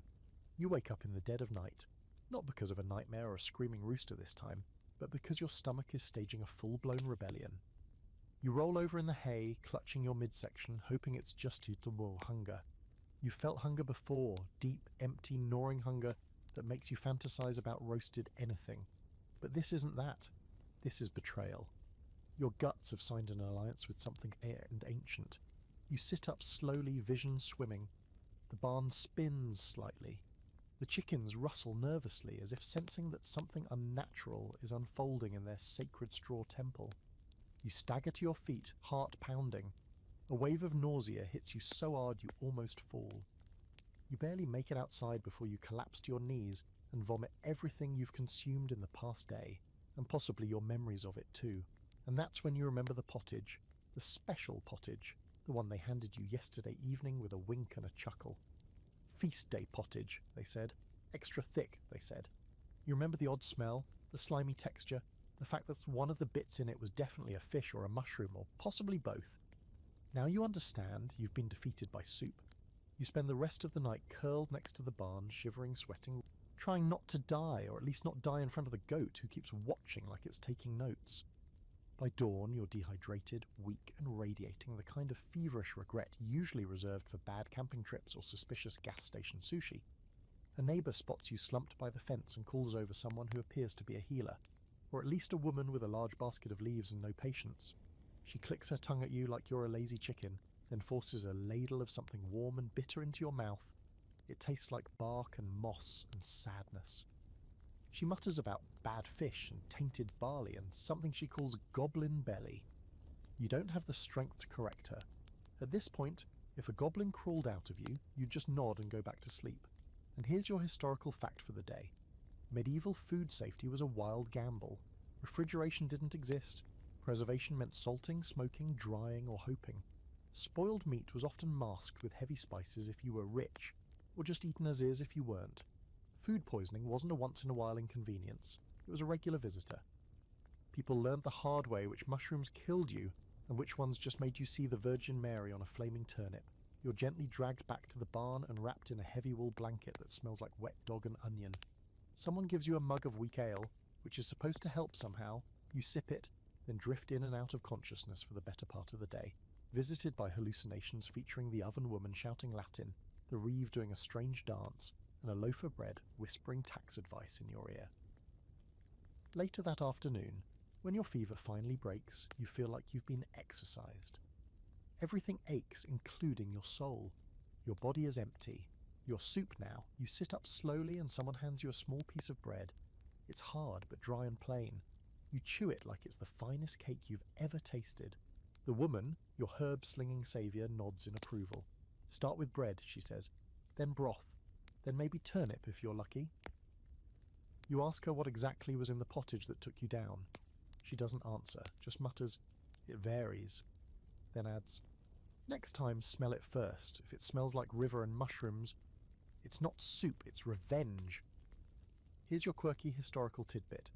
The dish known as pottage was the go-to meal for nearly everyone outside the nobility. It was a never-ending stew, constantly added to, rarely emptied. People would keep it simmering over a fire for days or even weeks, tossing in whatever was available: grains, herbs, bits of meat, questionable root vegetables. Sometimes it became less of a dish and more of a personality. There are rumours in old village tales of a single pot of pottage that fed a family for 2 years, growing in flavour, wisdom, and probably malevolence. Now for the academic tug-of-war. Some historians argue that food in the medieval period wasn't all bland mush, that it was diverse, resourceful, even occasionally delightful. Others point out that peasants in particular faced frequent shortages, poor harvests, and very few options. What little they had was stretched thin, and most meals were really just edible placeholders between famines. Back in the barn, you rest against the wall, blanket draped around your shoulders like a defeated knight. The goat snuffles near your feet, clearly relieved you didn't die and become some kind of haunting. A nearby chicken lays an egg directly onto your satchel of straw, then walks away without ceremony. You stare at it like it's a message from the gods. By evening, the nausea has faded. Your head still aches, your knees feel hollow, but you're upright. Sort of. People glance at you with a mixture of sympathy and quiet judgment. Everyone's gotten sick from pottage at some point, but it still marks you. You're now the one who passed out next to the goat and babbled about tax law in your sleep. You try to laugh. It comes out as a wheeze. That night, someone slips you a bowl of clear broth. Just water, onion peel, and a pinch of salt. No floating bits, no fermented surprises. You sip it slowly, the warmth crawling through your chest like a peace offering. You swear it's the best thing you've ever tasted. You lie back in the straw, exhausted and lighter than you've felt in days. Partly from vomiting, partly from something else. The realization that survival here isn't just about labour or weather or politics, it's about luck. About whether the pottage was stored too long, or if a bad barley batch ended up in the mix. You drift off thinking about that pie at the Lord's feast, the one that smelled suspiciously of onion and regret. Maybe nobility isn't immune to soup-based karma either. You wake up drenched in sweat, but not the satisfying I survived a sickness kind. This sweat is different. It's cold, sticky, and crawling. You sit up and immediately know something is wrong. Not with you this time, thank whatever minor deity handles stomach issues, but with the world around you. The barn is too quiet, the air too still. Not even the goat is snoring. That's when you hear it. A low, urgent whisper outside, not meant for your ears, but sharp enough to cut through the silence. You press against the barn door and peek through a crack. Lanterns flicker down the village lane. People move in odd clusters, whispering, eyes wide. There's a cart parked awkwardly in front of the bakehouse, and someone's already placed a bundle wrapped in cloth on it. You squint, no movement, just a still shape under fabric, and the way everyone's standing back tells you what it really is.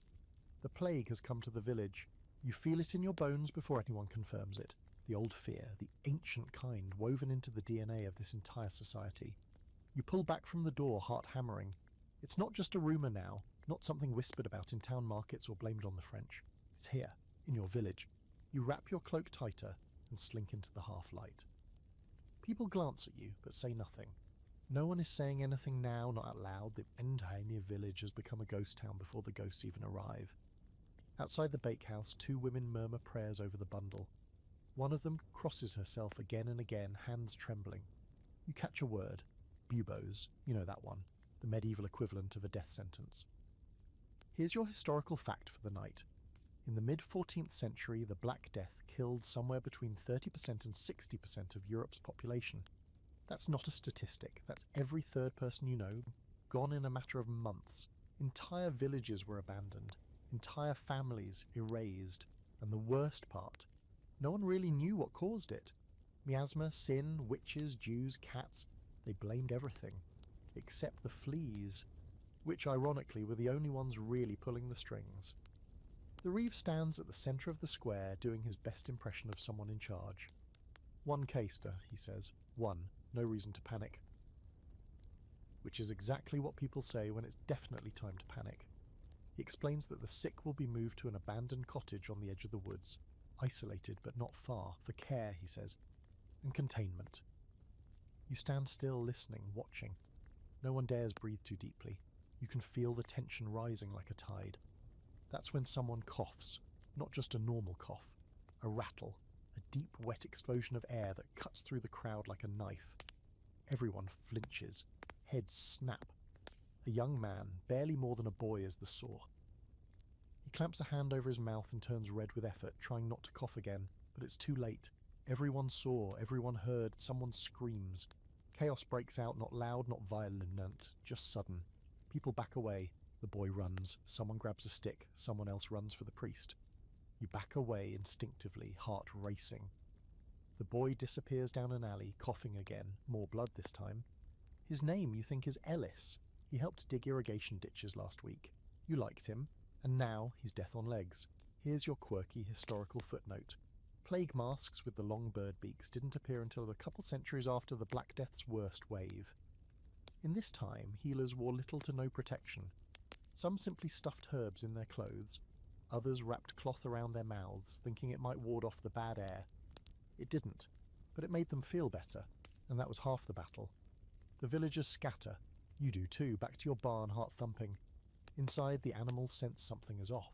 The goat eyes you warily, like you might be next. You lie down in the straw, fully clothed, not even pretending to sleep.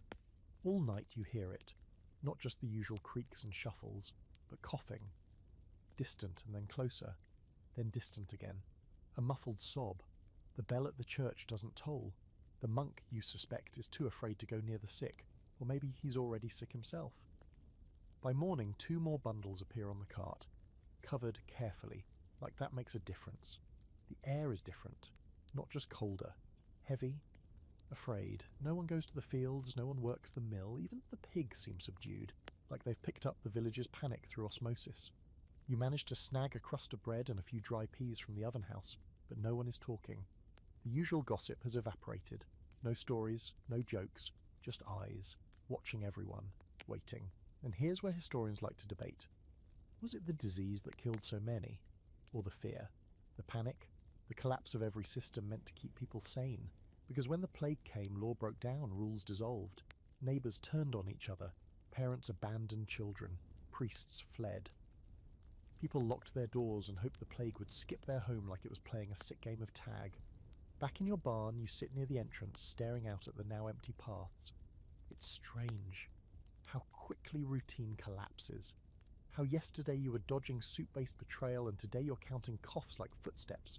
You think of Ellis, his laugh, the way he rolled his eyes at the Reeves announcements, and you wonder, is he dead? Is he running? Is he still coughing in some ditch with no one brave enough to bring him water?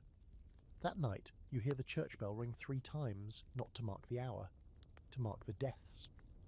You lie back in your straw, staring up at the ceiling, not even blinking. Not even tired. You knew this was coming, didn't you? This is the Middle Ages, after all. It was only a matter of time. By morning, the turnips are gone. Not all turnips everywhere, of course, but the ones in the communal storage pit behind the bakehouse, the ones that were supposed to last the village through the next month. You hear the news from a kid who looks far too excited about it, as if vegetable-based calamity is his favourite sport. "Turnips all gone," he shouts, racing through the village like a human town crier. "Somebody took 'em! Everyone!" You sit up in the hay, blinking, trying to decide if you misheard. Turnips, really? That's the emergency now. After yesterday's plague panic, this feels almost quaint. But when you step outside, you can feel it in the air. People are furious, not panicked like they were with the sickness. This is different. This is personal. A group has gathered at the pit, staring into the empty hole as if the vegetables might reappear through sheer disappointment. The oven woman is there, arms crossed, looking like she might commit a murder. The Reeve shows up late, carrying a notepad he never writes in, trying to look official. "Could be foxes," someone suggests, not very hopefully. "Foxes don't take all the turnips," so the oven woman snaps. "Foxes take 1 or 2. This was deliberate. Someone else adds, "There's no footprints. You think a fox carried off 40 turnips on tiptoes then?" Another voice, quiet, trembling, chimes in, "Maybe it's the sick. Maybe they came back in the night." That shuts everyone up, because if there's one thing scarier than the plague, it's the idea that it makes you hungry enough to crawl back from the forest to steal root vegetables. Here's your historical fact for the day. Turnips were a staple for peasants, not glamorous, not flavourful, but dependable. They stored well in pits, grew in poor soil and didn't take much effort. They were currency in hard seasons. Losing them meant hunger. Hunger meant sickness. Sickness meant death. And here, death tends to show up in batches. The Reeve declares an investigation, which means he's going to wander around looking pensive for an hour while everyone else tries to avoid eye contact. You drift toward the crowd, trying to stay inconspicuous, but people notice you anyway. That's what happens when you're the outsider. You're not part of anyone's family, and no one remembers where you came from, which makes you suspicious. "I saw them talking to the oven girl yesterday," someone mutters, not bothering to whisper. "Sick one too," another says. "Fever makes people strange. Might make 'em hungry." You back away slowly, hands raised. "I don't even like turnips," you say. Which is true. They taste like earthy soap. But no one's laughing. The tension in the air is thick enough to spread on bread. You escape to the field edge and sit under a tree, watching the village unravel over a pile of missing root vegetables. It would be funny if it weren't so real. Here's your quirky medieval fact. There were actual laws about vegetable theft. Stealing of growing goods was a punishable offence. Even children could be fined or beaten for snatching a cabbage. If you stole from the Lord's garden, that was worse. You could end up in the stocks, or lose a hand. Depends on how generous the local justice was feeling. Spoiler, it rarely felt generous. By midday, no one's working. No ploughing, no spinning, no milling. Everyone is too busy pointing fingers. Someone accuses the miller accuses the oven woman accuses the Reeve accuses outsiders, which is a fun way of saying you. A makeshift council forms near the well. You're not invited, obviously, but you hover near the edge like a well-meaning but very guilty-looking shrub. The conversation goes in circles. No one has evidence, no one saw anything. But everyone agrees the turnips are gone and someone must pay. Eventually the group settles on a compromise, rationing. Each household will get half their usual share of anything left. Meals will be smaller. No feasts, no extra loaves. And anyone caught hoarding or stealing will be dealt with. No one explains what that means. You don't ask. Later, while gathering firewood, you find yourself near the plague cottage, isolated, half hidden in the trees. You pause, heart thudding. Smoke curls from the chimney. Someone's inside, alive. Against every instinct you have, you approach. You knock once, no answer. Then the door opens a crack. Ellis. He's pale, sweating, but upright. Eyes sharp, not delirious, not coughing, not dead. "You're not supposed to be here," he says, voice thin. You shrug. "Neither are you." He gives a faint laugh, then steps back to let you in. The room is warm, cramped. A small fire burns in the hearth. Herbs hang from the rafters. A bowl of soup steams on a rough table. It smells okay. "I'm better," he says. "I think. It didn't take me like the others." You glance at the soup, then at him, then at the wooden box in the corner, lined with cloth. A few turnips sit inside. "You didn't," you both say. He doesn't answer, just looks away. You get him at it. You do. He was starving. Banished. Watching his friends die, alone. And the turnips were right there, behind a single plank and a prayer. "Don't tell," he says quietly. "Please." You nod. Slowly. Then you hand him the apple from your pocket, half wrung and bruised, but real. He stares at it like it's a miracle.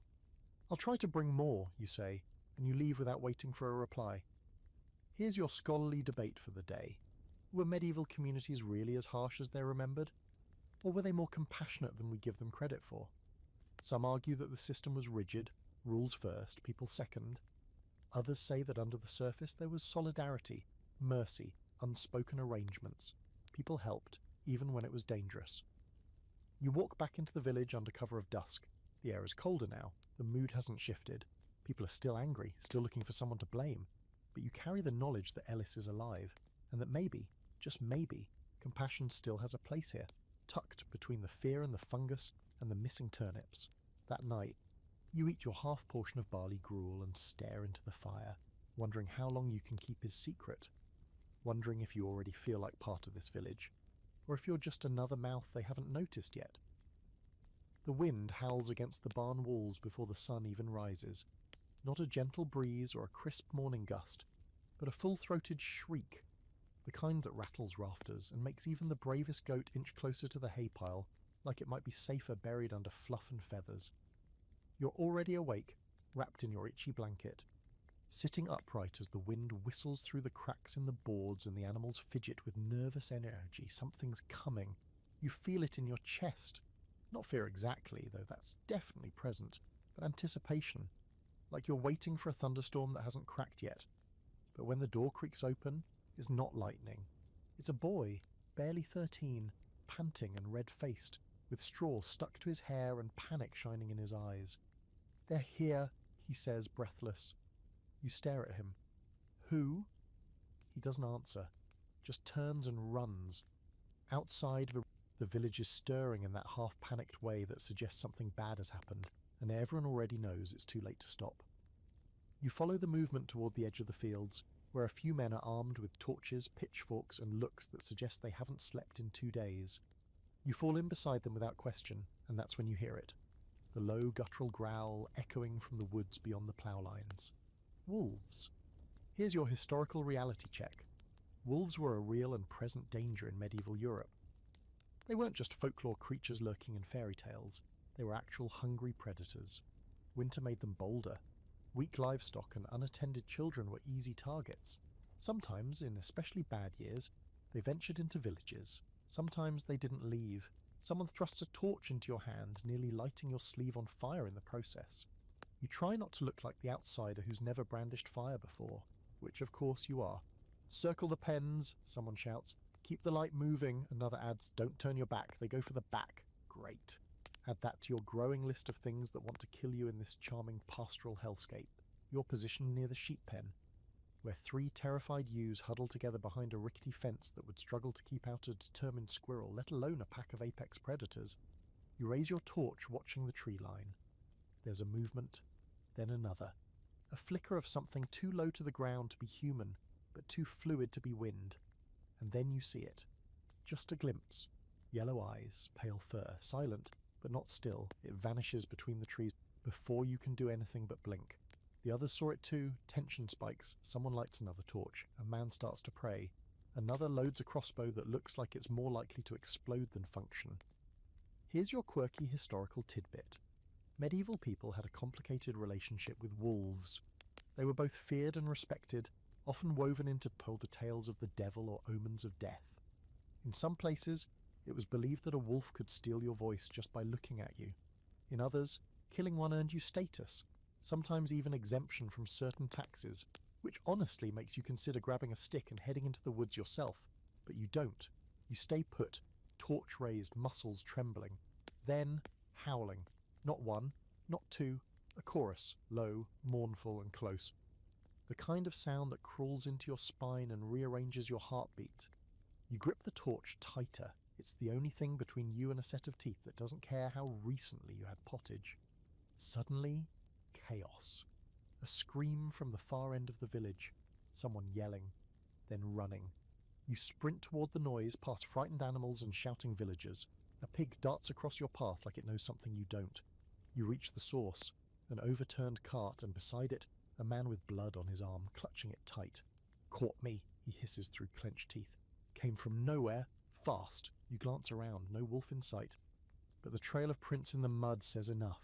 It was here. It got close, too close. Here's your scholar-pleasing debate of the day. Were medieval wolves truly the man-eating monsters of legend, or just misunderstood victims of shrinking habitats? Some say they were vilified for centuries of fear. Others argue that desperate winters turned even shy predators into bold attackers. Either way, if a wolf came near your village, it wasn't a philosophical discussion. It was war. The injured man is dragged back to the church, where the priest tries to look like he knows what to do with a wound that probably needs stitches, antibiotics, and a tetanus shot. You don't stay to watch.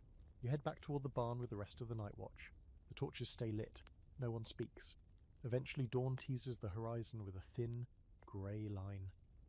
You didn't sleep, but your body is beyond tired.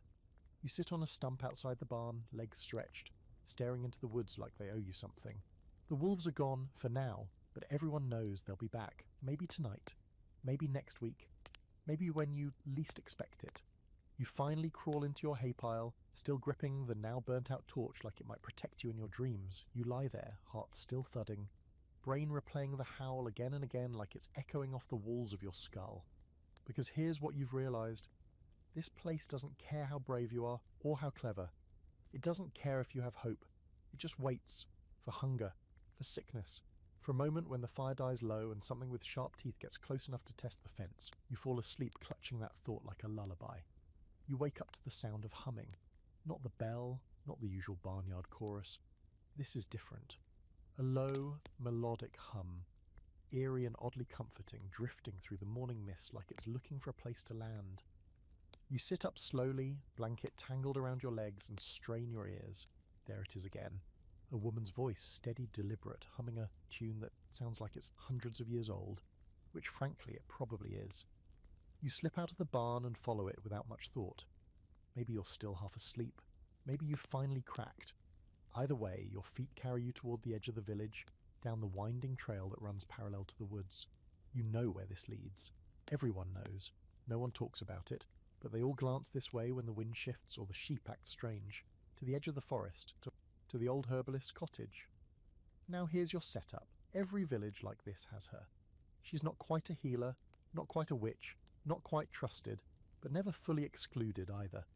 She lives just far enough from the centre of things to be mysterious, but close enough to show up with a poultice when someone's baby won't stop crying, or when the local reeve eats a questionable sausage and starts seeing dead uncles. Her name apparently is Brigid. Of course it is. It's always something like Brigid. You approach the cottage slowly, half expecting the door to creak open before you knock. It doesn't, which somehow makes it worse. The place is crooked, thatched, and completely overrun with vines that seem less decorative and more sentient. Bundles of herbs hang from every beam. Animal bones, not threatening, just very present, dangle from the eaves. A cat with one ear gives you a withering stare from the window, then vanishes like it has an appointment elsewhere. You knock. The humming stops. The door creaks open exactly 1 second later. Brigid stands there, taller than you expect. Grey hair braided down her back like a rope that's seen some things. She wears a cloak made of mismatched patches, a necklace of teeth, animal probably, and a look that says she already knows why you're here. "You brought the boy food," she says, not a question. You blink. I don't care," she cuts in, stepping back to let you in. "Sit down before your knees betray you." You obey. The inside of the cottage smells like mint, moss, and something vaguely metallic. Herbs hang in thick clusters, bottles line every shelf, and in the corner, a pot bubbles with something green and suspicious. It's cosy, in a we make soup and spells here sort of way. Brigid hands you a cup of something warm before you ask for it. It tastes like nettles and smoke, and you're not entirely convinced it's not alive. "You've been sick," she says, "still not right." You nod. "And you've seen what's coming." That gets your attention. She sits across from you, hands folded over her knee. The wolves were just the start. The land is shifting. There's rot in the roots. The old balance is off. Here's your historical fact. In many parts of medieval Europe, herbalists were the unofficial doctors, especially women. They passed down knowledge from mother to daughter, how to treat fevers, induce labour, soothe a burn. But because their knowledge existed outside the church or the Lord's authority, it made them targets. In good times, they were tolerated. In bad times, accused of sorcery. And here's your quirky detail for the night. Some women were believed to talk to plants, not metaphorically, literally. In certain regions, it was common law that elder trees whispered secrets, that mugwort could give you dreams, and that nettles bit back if you weren't respectful. In places like this, those stories never fully died out. You ask Brigid what she means by balance. She doesn't answer, just leans forward and says, "Do you dream?" You hesitate, then nod. She smiles like that's exactly what she thought. "You're not from here, but you are now. This place takes what it wants. You feel cold. Not because of the tea, but because of how she says it. like the village has a will of its own, like you didn't stumble here, you were drawn. She stands suddenly and starts sorting herbs into small bundles. Wormwood, valerian, yarrow. She hands them to you, wrapped in a bit of linen. Bury this under your sleeping plate, she says. It'll keep your soul anchored. You don't ask what happens if it comes unanchored. Then she adds casually, and if you see the chicken standing in a circle again, walk the other way. You leave shortly after, bundle tucked under your arm, brain buzzing, with more questions than answers. The air feels heavier as you walk back through the trees. The mist clings to your legs like hands. A raven caws overhead, loud and jarring. The wind shifts, and you swear you hear Bridget humming again, though you're already too far to be sure. Back in the barn, you bury the herbs beneath your straw bed with trembling hands. You don't know if you believe in protection spells, but after the week you've had, you're not taking chances.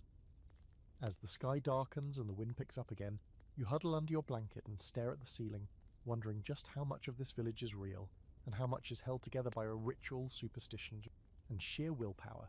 Here's your scholarly debate. Were herbalists proto-scientists or just lucky guessers?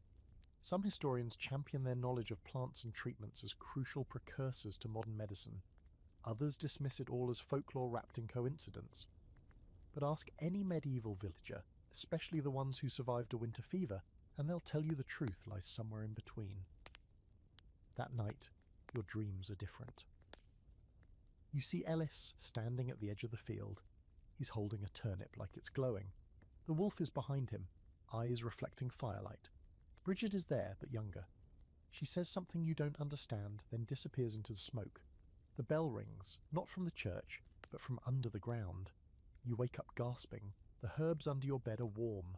By the time the sun rises, your dreams have already melted into a haze of strange symbols, firelight, and that familiar humming tune that still lingers somewhere between your ears. You blink away the remnants and sit up slowly, checking the spot beneath your straw mattress. The herbs Bridget gave you are still there, slightly flattened, vaguely fragrant, and somehow a little warm to the touch. You don't know whether to be comforted or concerned. Outside, the village is busy in a way that doesn't match the usual dreary rhythm. People are hurrying around, hauling baskets, brushing down donkeys, shouting at children to behave or at least look less muddy. It takes a while to figure out what's going on, but eventually someone, half laughing, tells you, in the passing, "It's market day. This means one thing, you're going to town." The village, as modest and mud-soaked as it is, doesn't exist in a vacuum. There's a larger town just a few miles away, close enough to trade with, far enough that it feels like another world. Once every few weeks, a small caravan of villagers makes the trip to sell goods, buy supplies, and absorb whatever scraps of outside news haven't already been exaggerated beyond recognition. You get roped in, naturally. The Reeve insists on it, probably because he still suspects you of turnip-based crimes and wants to keep an eye on you. You're handed a donkey with a suspiciously flat face and a cart half-loaded with firewood, dried herbs, and 3 jugs of ale that slosh ominously every time the cart jolts. Your job is simple. Don't crash. Don't lose the donkey. Don't say anything that might get you arrested, cursed, or excommunicated. Easy. The journey takes over an hour. The path is muddy, narrow, and surrounded by thick tree that still whisper from last night's wind. Occasionally you pass another cart heading the opposite direction. A baker returning with flour, a monk travelling with a donkey loaded with scrolls, a pair of noblemen on horses who don't even glance at you. Class hierarchy, still thriving. Eventually the town comes into view, a jumble of stone walls, peaked roofs, banners flapping lazily in the breeze, and more people than you've seen in one place since arriving in this medieval wonderland of discomfort. The air smells different here, still earthy but sharper, more food, less manure, more human activity, less barnyard dread. You pass through the gate with your group greeted by a guard who clearly doesn't care as long as no one looks contagious. Welcome to the market. Now, this isn't a sleek medieval fair with minstrels and candied apples. This is organised chaos. Stalls are crammed into every corner. People shout about onions like they're diamonds. Geese run underfoot. Someone's selling eels from a bucket that smells like it knows secrets. A child is wrestling a chicken for sport or possibly for lunch. Your cart is directed toward a muddy row where village folk trade their humble offerings, bundles of thyme, carved spoons of eggs carefully packed in straw, and the one guy who swears his bread is blessed by a saint no one's ever heard of. You help unload your share, then are promptly told to stay out of the way. Apparently your face isn't market charming, which leaves you free to explore. You wander, trying not to look too lost or too modern. You pass stalls selling rough-spun cloth, beeswax candles, dried fish, tiny wooden figurines of saints with eyes painted slightly askew, and the occasional boot that looks like it might last a whole week before falling apart. You buy a dried apple with the last of your borrowed coins and gnaw at it while taking in the absurdity around you. That's when you notice the pig race. Yes, a pig race. It's not official, no banners, no prizes, just a bunch of kids yelling and chasing pigs down a lane while adults cheer and occasionally place bets using pebbles, buttons, or dubious promises. One of the pigs appears to be winning out of sheer panic. Another stops halfway through to roll in mud and completely upend the race structure. You stand there stunned as someone next to you shouts, "3 pebbles on the fat one," and thrusts a chunk of cheese into your hand. And you try to give it back. They think you're a rival bettor. Now you're part of this. You have officially lost control of the narrative. Here's your historical nugget of the day. Medieval markets weren't just about buying and selling. They were the social hubs of the region. Information, gossip, romance, fights, court cases, everything happened at the market. Games like pig races, puppet shows, or bear baiting, not today thankfully, were common. It wasn't just commerce, it was culture. Slightly muddy, slightly drunk culture. Here's your fringe fact. In some markets, pigs had right of way, you read that correctly. In certain towns, if a pig wandered into the street during market hours, you had to step aside, because technically the pig was considered part of the inventory. You've now seen enough chaos to believe this completely. You spend the afternoon watching a juggler nearly hit himself with a torch, dodging a man selling medicinal mushrooms that smell like foot rot, and avoiding a woman shouting about cheese so loudly you're certain she's part banshee. And then you hear something that stops you cold. A voice nearby shouting about a witch. You turn, heart-thudding, and spot a group of boys tormenting an elderly woman at the edge of the market. She's hunched, wrapped in rags, clutching a small bag of herbs. One of the boys throws a stone, another spits.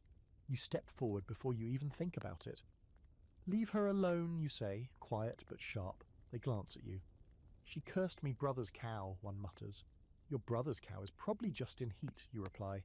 The boys look stunned. The old woman looks amused. The smallest one mutters something rude and runs off. The others follow. The woman nods to you, presses a smooth stone into your palm and vanishes into the crowd. You stare at the stone. It's nothing special, just a flat piece of river rock, but it's warm. And here's your scholarly debate. How did society distinguish between a healer and a witch? Some argue it was the politics, others say it was fear. The truth is, if you were a woman with knowledge, you are walking a fine line. Be useful and you're tolerated. Be too useful, or worse, weird, and suddenly you're a threat. And threats got tied to stakes. By the time you return to the village, it's dark. The market fades behind you like a fever dream. You unload the empty cart, brush down the donkey, and return to your barn bed, the stone still in your pocket. You fall asleep thinking about pigs, voices, witches, and the strange warmth of a rock you definitely didn't ask for. You wake up with a chicken perched on your chest and a song in your head, except it's not yours. It's echoing faintly across the village, too rhythmic to be natural, too loud to be just humming. You sit up and blink blearily into the sunlight pouring through the barn's wide, crooked slats. The chicken clucks once, disapprovingly as always, and hops off as if it has somewhere more important to be. You stretch your aching limbs and stumble outside, rubbing your eyes with the back of your sleeve. The melody's louder now, accompanied by a twangy instrument that sounds like someone torturing a harp with their bare hands. The villagers are gathering in small clusters, peeking around corners and squinting toward the village green. You follow the sound, still unsure if this is real or another fever dream sponsored by questionable pottage. But there he is, standing on a broken cart, strumming a battered lute like it owes him money, is a man dressed in layers of patched, flamboyant clothing that clearly haven't been washed in this decade. His hat is too big, his grin is even bigger, and he's absolutely basking in the attention. "The travelling bard," someone whispers is beside you. Ah, of course, the travelling bard. You've seen this character before, in movies, books, video games, but standing here now, it's clear he's less Shakespeare and more chaotic street performer. He strums again and belts out a verse about a dragon who fell in love with a blacksmith's daughter. The rhyme scheme is sketchy, the dragon's accent suspiciously French, and the whole performance seems to be held together by sheer charisma and the fact that no one in the village has been this entertained in weeks. You sidle closer, and the bard notices. He grins at you like you're a long-lost drinking partner and launches into a new tale. This one about a knight who jousted a bear for love. The bear apparently won. The villagers are eating it up. Kids squeal with laughter. Adults smile despite themselves. Even the reeve is standing in the back, arms crossed but clearly listening. For a moment, the village feels lighter. Less itchy, less doomed. Here's your historical fact for the day. Bards and minstrels were real, travelling performers who moved from village to village, offering songs, stories and gossip in exchange for food, coin or a place to sleep. They were entertainers. Yes, but also news spreaders, cultural memory keepers, and sometimes spies. Because when you go from town to town with a charming smile and loose morals, you hear everything. After his third song, something about a very inappropriate encounter between a nun and a monk in disguise, the bard jumps off the cart and starts working the crowd, accepting coins, scraps of food, and the occasional kiss on the cheek from flustered widows.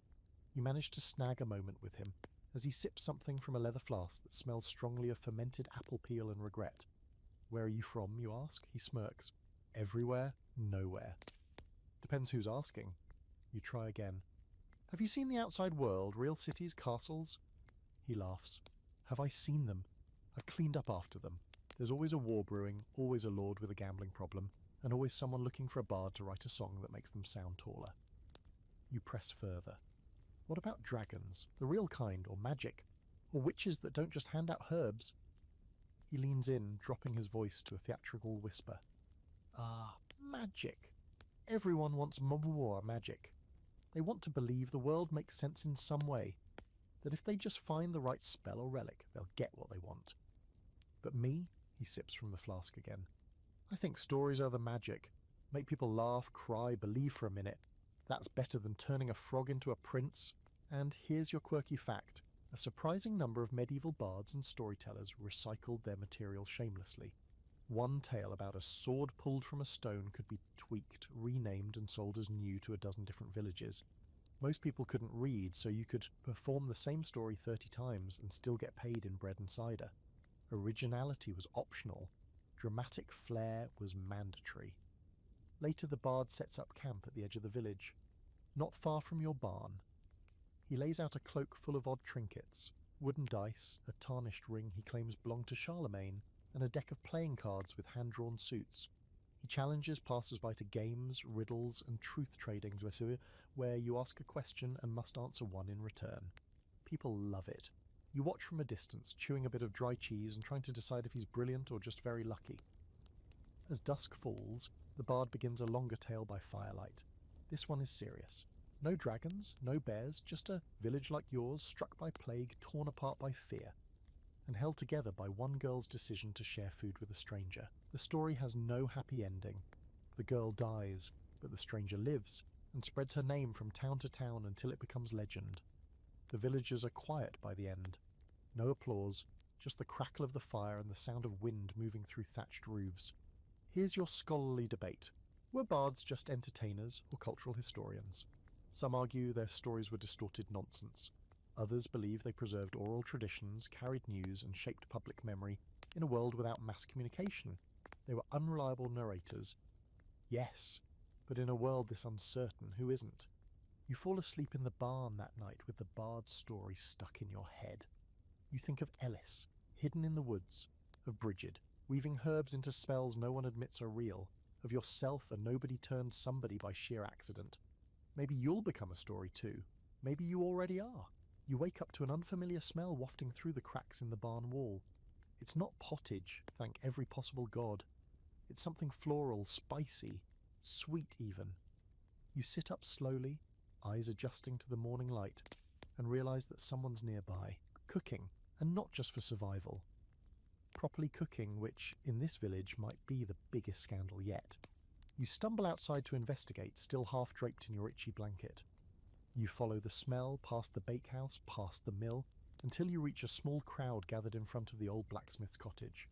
And there she is, Cecily, That's the name whispered around the oven house and muttered by giggling children. You've seen her before, once or twice, working quietly, wearing a green dress slightly too fine for a peasant, with hair that always looks freshly brushed, unheard of. She's never said more than 3 words to you, but she always nods like she's got a secret she might share if you ask nicely.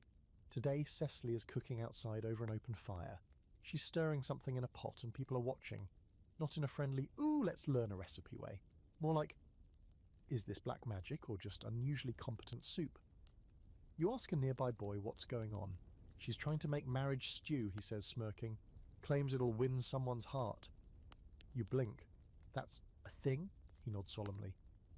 Everyone says her cousin used it on a carpenter, and now he builds her shoes for free. You're still processing this when Cecily looks up and locks eyes with you.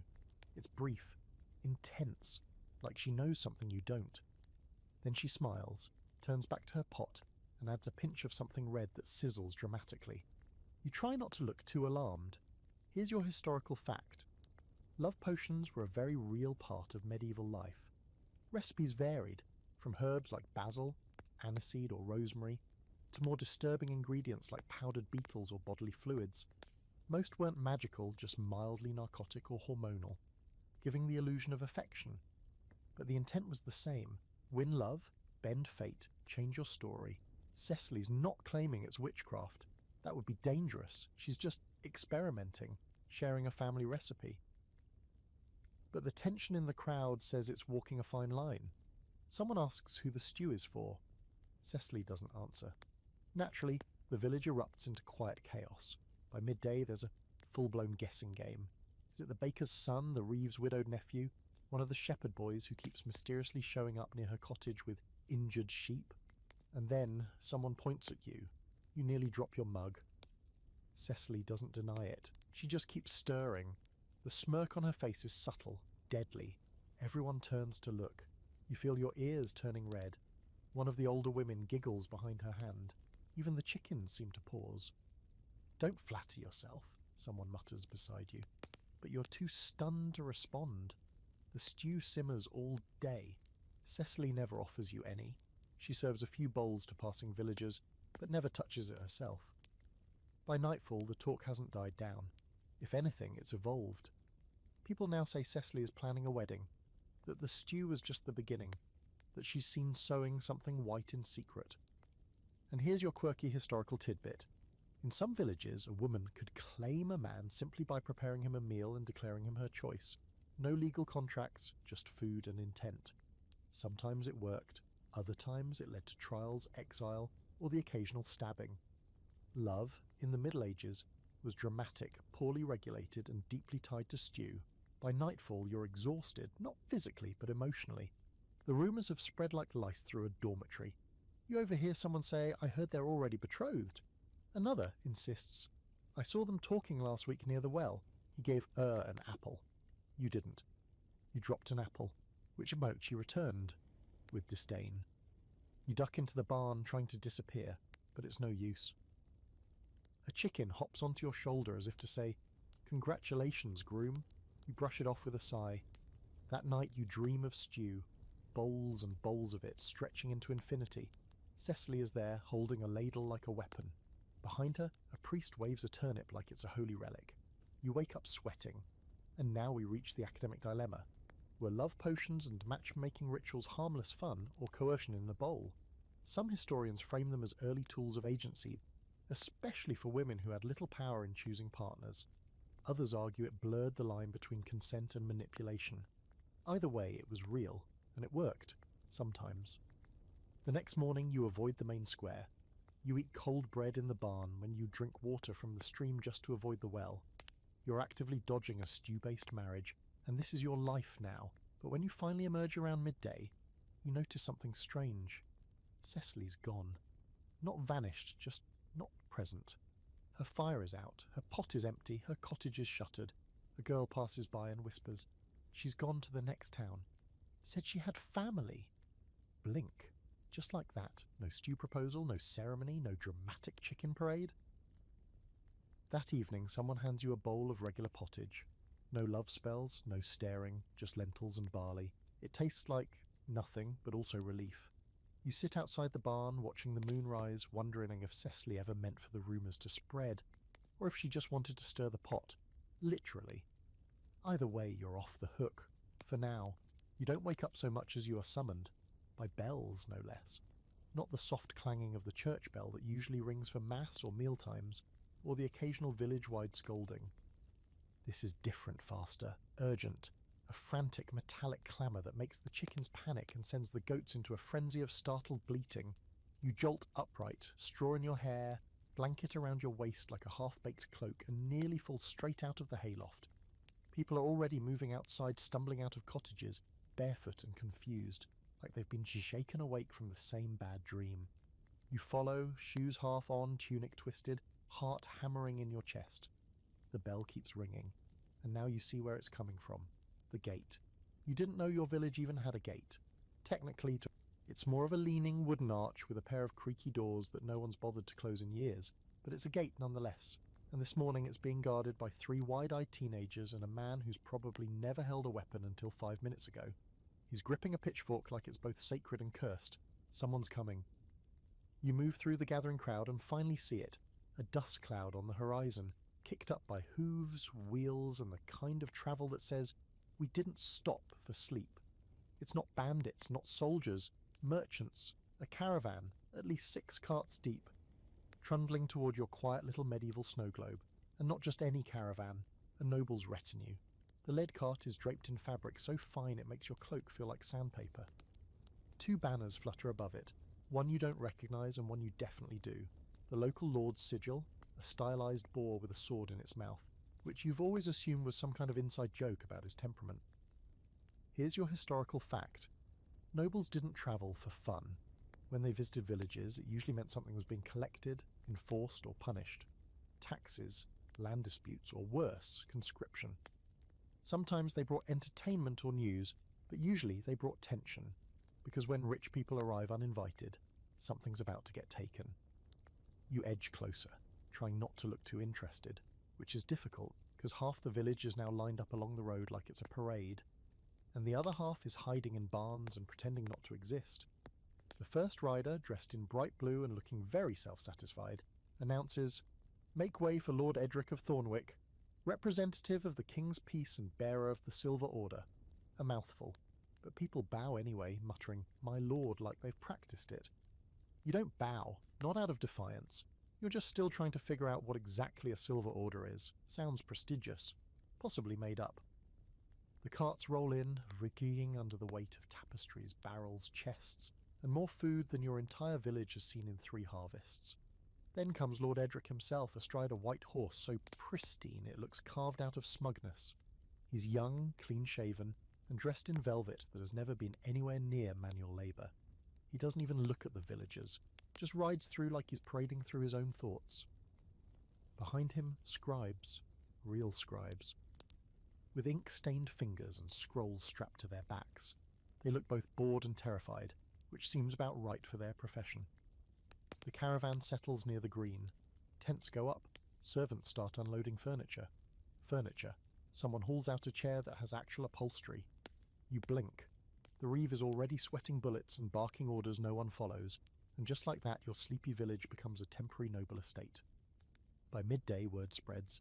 Edric's here to conduct a land census and reaffirm the king's holdings, which translated means he's here to count how much of your village he can tax more effectively.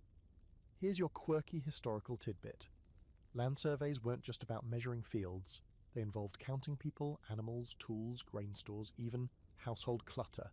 Some nobles even taxed the number of windows you had, which led to architectural choices based purely on tax evasion.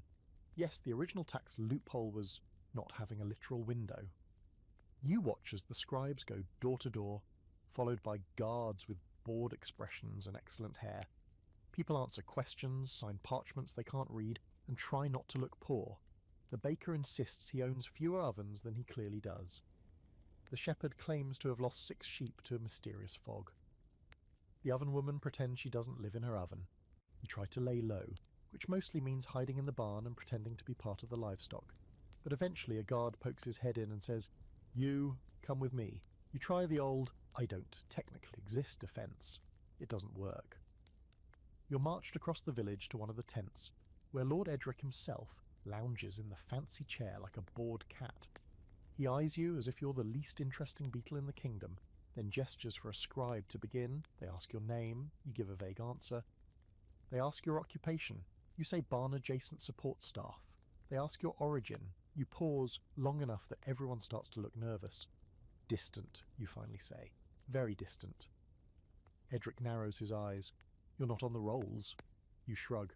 Must have fallen off. He considers this. Then, with the air of someone bestowing a great favour, says, You'll be added. Here's your scholarly debate. Medieval record-keeping was both obsessive and terrible. Some lords kept detailed inventories of every hoe and hen. Others barely remembered which village they owned. But when tax time came around, everyone suddenly wanted names on scrolls. People off the books were a nuisance and sometimes a threat. You're dismissed without ceremony. But now you're official, on the record, counted, which in this world is a double-edged sword. You exist. And existing means being taxed, tracked, and possibly drafted. That evening you return to the barn to find your bed has been borrowed by a noble servant who needed somewhere soft. The goat has claimed your spot instead. You sit in the corner with a crust of bread and stare at the tents, glowing with lamplight and the gentle sound of too much wine being consumed. You fall asleep knowing one thing: this village will never be the same again. Not now that the noble knows it exists. Morning breaks with the rude precision of noble timekeeping. No roosters this time, just trumpets. Actual trumpets. 4 of them playing a tune so obnoxiously regal it sounds like someone tried to write music while drunk on fermented pear wine and self-importance. You sit bolt upright in your corner of the barn, straw stuck to your face, and immediately consider going back to sleep out of protest. But it's too late. The noble entourage has taken over everything. The reeve is pacing the square in a panic, trying to coordinate people like they're chess pieces and not just villagers with sore backs and grumpy goats. The lord expects a display, he mutters to no one in particular. We must appear impressive. Impressive. You look around at the damp cottages, the lopsided fences, the 3-legged chicken scratching at a puddle with unnerving intensity. Impressive isn't exactly this village's strong suit. But today is no longer about survival, it's about presentation. Because Lord Edric is hosting a census celebration, which sounds suspiciously like a party designed to remind everyone who's in charge. There's to be music, games, dancing, and most importantly a feast. You, of course, are volunteered to help. No one asks. The reeve just points and says, You've got labbed or legs. Use them. You spend the morning hauling firewood, carrying baskets of wilted greens, and chasing a pig that someone claimed was trained, but clearly speaks only in chaos. By midday the square is transformed, at least relatively. Someone swept it. Bunting made of torn fabric triangles hangs between trees. The noble servants have set up a canopy with real linen tablecloths, which blow in the wind like they're too good to be here. A makeshift stage has been built from broken planks, and someone's even let tune the village's one remaining harp, which mostly sounds like a cat in distress, but still points for effort. The feast is set to begin at dusk. Until then, it's entertainment hour. That's how you find yourself watching a juggling competition between 3 toothless men and one very enthusiastic child with questionable hand-eye coordination. A sheep interrupts the act midway by wandering into the ring, causing one juggler to trip and land in a basket of turnips that may or may not have been accounted for in a last week's scandal. The crowd loves it. You end up in a tug-of-war match between the baker's apprentices and a group of angry milkmaids, and you are very nearly pulled into a puddle so deep it probably has its own postal code. You only survive by letting go of the rope at just the right moment, sending everyone else tumbling while you pretend it was strategy and not sheer panic. Here's your historical fact. Festivals and feasts weren't just for nobles. Villages held seasonal celebrations, usually tied to the church calendar or agricultural cycles, complete with food, dancing and games. They were both distraction and necessity, a rare break from the grinding routine of survival. Even if you only had porridge and flat ale, you called it a feast, because names make things feel important. Back near the canopy, the nobles' scribes are scribbling, probably noting which villagers look particularly strong, or how many pigs are healthy enough to be taxed. Lord Edric lounges on a padded bench, sipping from a jewelled cup and offering the occasional nod like a benevolent statue. He hasn't spoken directly to anyone all day, but the servants dart back and forth to keep him supplied with small pies, fresh fruit, and the kind of wine that smells like vinegar but costs more than the entire village makes in a week. And then, finally, the food arrives. You're handed a plate, not a bowl, a plate. Wooden, splintered, and questionably clean, but still a flat surface that separates your food from the ground. That's luxury. The meal? Roast chicken, you think, mashed root vegetables, a hunk of cheese and a small tart that tastes faintly of apples and entirely of sugar, which hits your tongue like a forgotten dream.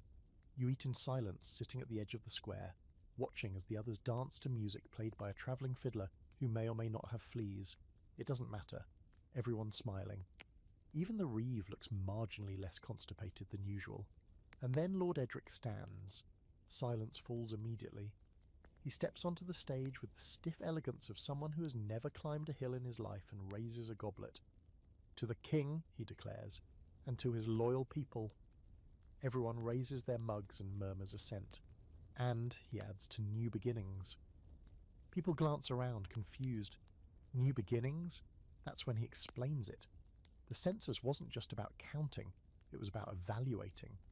This village, he says, shows potential. The land is fertile, the people hardy, which is why, effective immediately, it's being upgraded to a provisioning outpost. You look around, no one knows what that means. He explains further.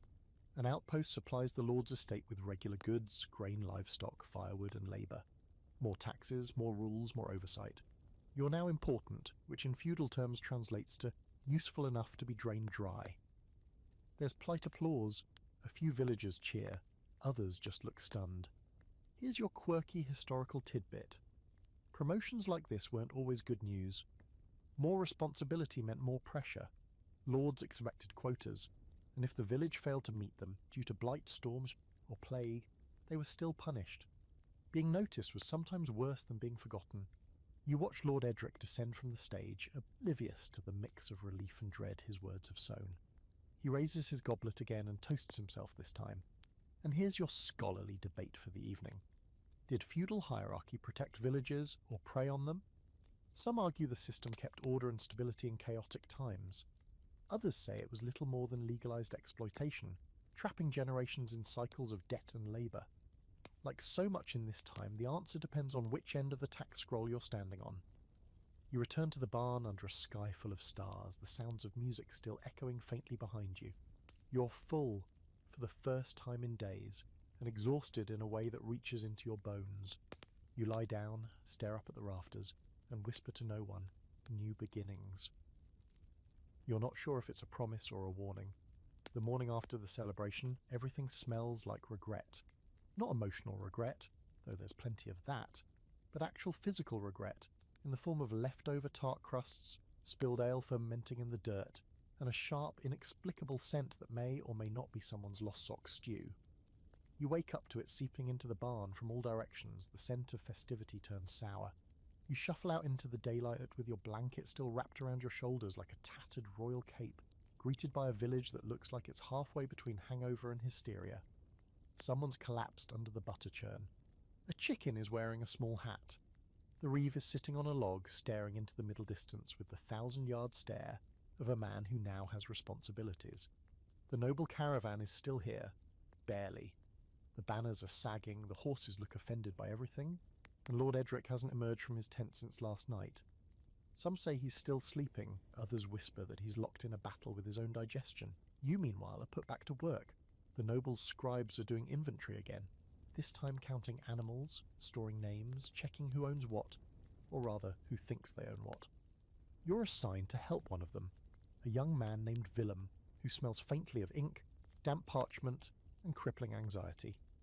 Willem walks through the village with a scroll so long it drags in the dirt. "List all property," he mutters. "1 goat, 2 ducks, half a fence, yes, that counts."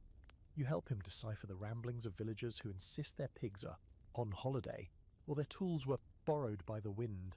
One man claims he's owed back taxes in bread. Willem writes it all down with the deadpan precision of someone who has stopped questioning anything. You pass the oven house. The oven woman glares at the scribe as if she's deciding whether she can bake him into a pie and blame it on local folklore. You make a mental note to never cross her. Here's your historical fact for the day. When nobles expanded their holdings, one of the first things they did was assess everything. Not just land, but labour, productivity and potential for profit. Feudal records like manorial rolls or Domesday books were exhaustive. If you owned 3 geese and a slightly tilted wheelbarrow, it went on the list. Nothing was too small or too taxable. By midday, Willem and you reach the edge of the village, where Ellis's old trail disappears into the woods. Willem squints at the underbrush. "There's a structure marked here," he says, confused.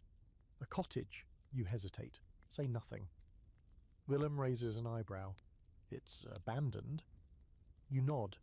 He scratches something out and writes dilapidated. You exhale. The visit ends without incident, but that cottage is now on a noble ledger, and you can feel a tickle of worry under your ribs that won't go away. Later, back in the square, preparations begin for what the Reaver's calling structural alignment, which is a very noble way of saying let's tear down everything crooked and pretend we live in a model village.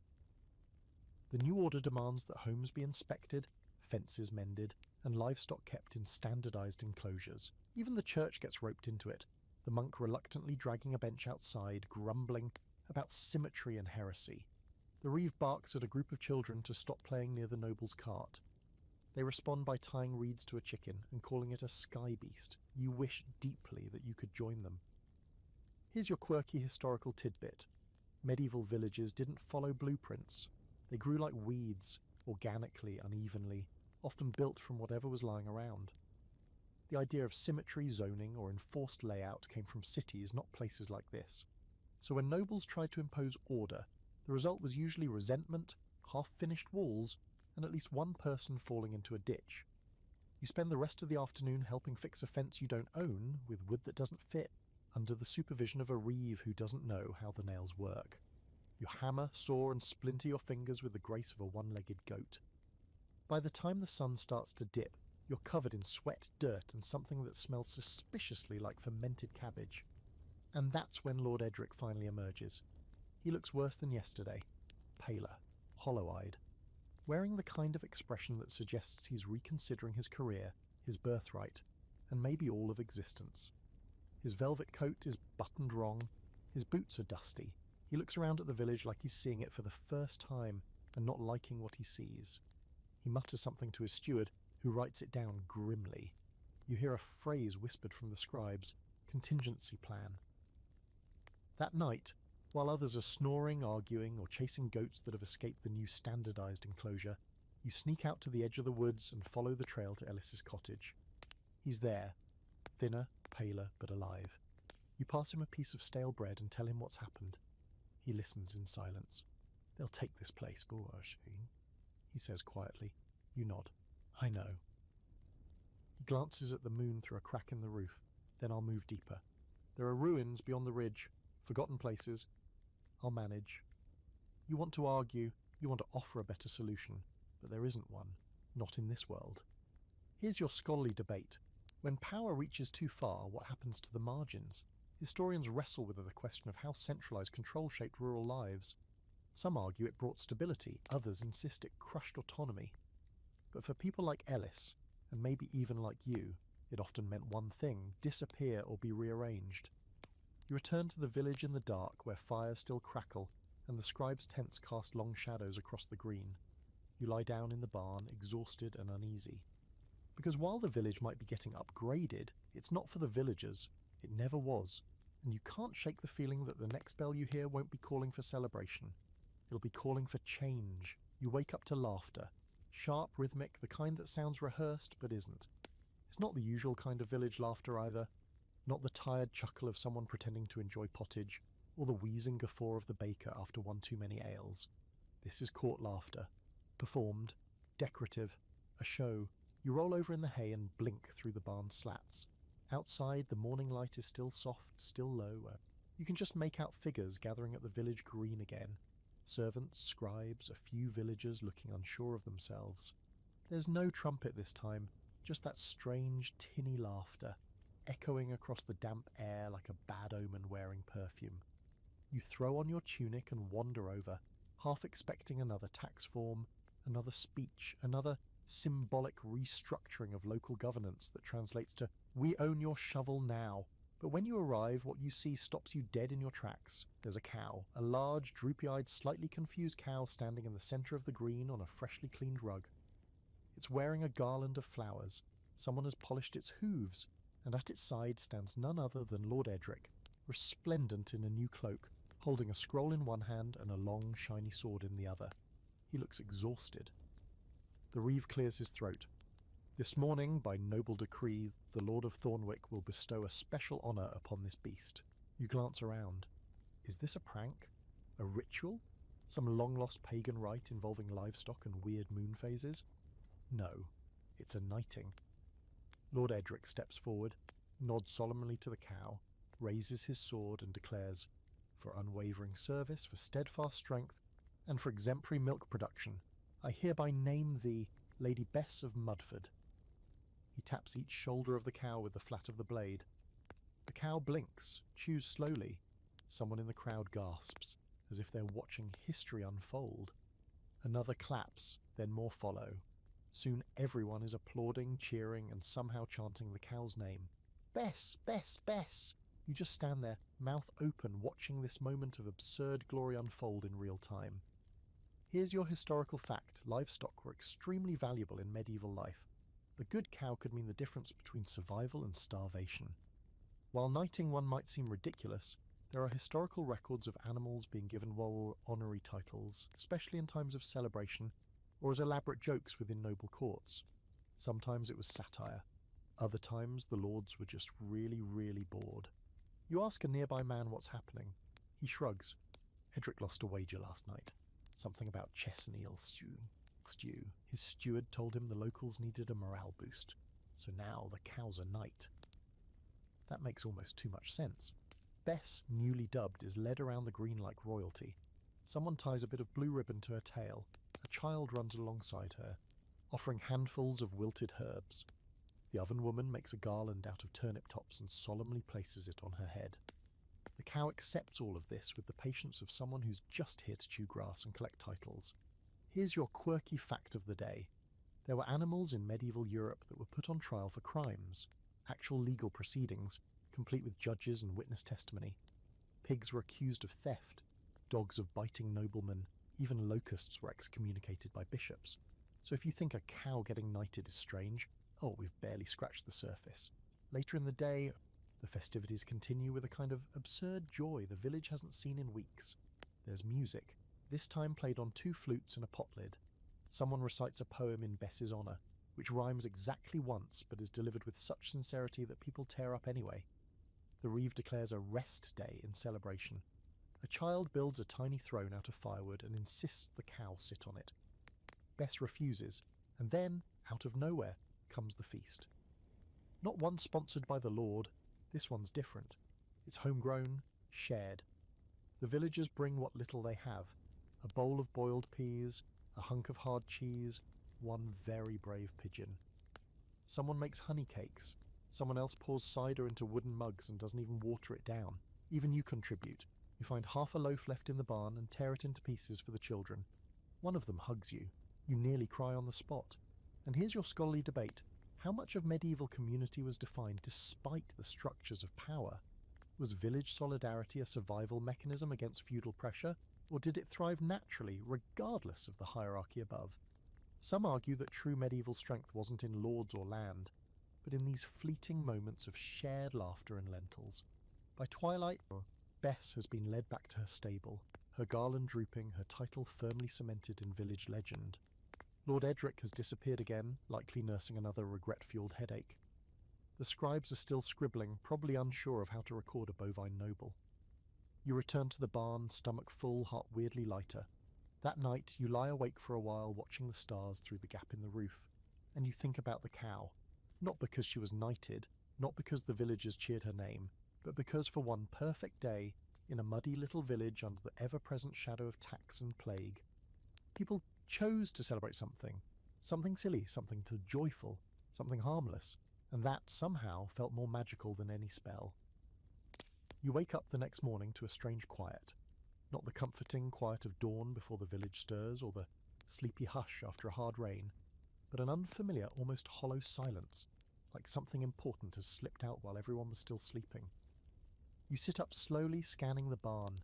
The animals are there. The goat is snoring. The chicken is dreaming of conquest. But outside, the birds aren't singing. The usual shuffle of footsteps, the creak of wooden doors, the barking of the baker's dog, it's all missing. You throw on your cloak and step outside, heart already uneasy. The village is still there, of course, in all its lopsided charm, but something has changed. The tents are gone. The noble's entire retinue, carts, banners, scribes, servants, vanished in the night. No trumpets, no fanfare, just absence. Like a travelling storm that forgot to make a sound when it left. You wander the green in a daze. The only sign that Lord Edric was ever here is the indentation where his ridiculously padded chair sat, and a few scraps of parchment fluttering in the breeze, half buried in the grass. One of them reads, "Requisition request, 20 chickens, denied." You pocket it. The reeve appears, bleary-eyed and wearing his emergency cloak, the one that looks like it used to be a curtain. "Gone," he says, staring at the spot where the noble's canopy once stood. "Didn't even wake me. I'm the reeve." You try not to laugh. Others emerge, one by one, each reacting with a blend of relief and confusion. The oven woman raises an eyebrow and mutters, "I knew they wouldn't last." Someone else cheers. The shepherds exchange looks like they have just been let off the hook for something. The pigs, perhaps sensing their tax-exempt future returning, grunt happily. But the mood isn't entirely joyful. There's tension, too, because if they left without warning, it means either A, they had a very sudden change of heart, or B, they were running from something. You start poking around, not because you're particularly brave, but because no one else is, and also that you're curious, which is probably how you ended up here in the first place. You find the first clue near the tree line, a broken wheel from one of the noble's carts. The grass is torn up as if the entire thing was dragged away in a hurry. There are boot prints, deep and hurried, heading into the woods. You follow them only a few steps before stopping. There's something emitting from the low branch of a tree. A pouch. You reach up, open it. Inside, a folded letter sealed with red wax. The wax is cracked. The seal, Lord Edric's. The handwriting is rushed, jagged. Not the fancy court script from before. It reads, "Left early. No time to explain. Something wrong with the woods. Sounds at night. Eyes in the trees. We may have stayed too long. Tell no one. Burn this." You don't burn it, obviously.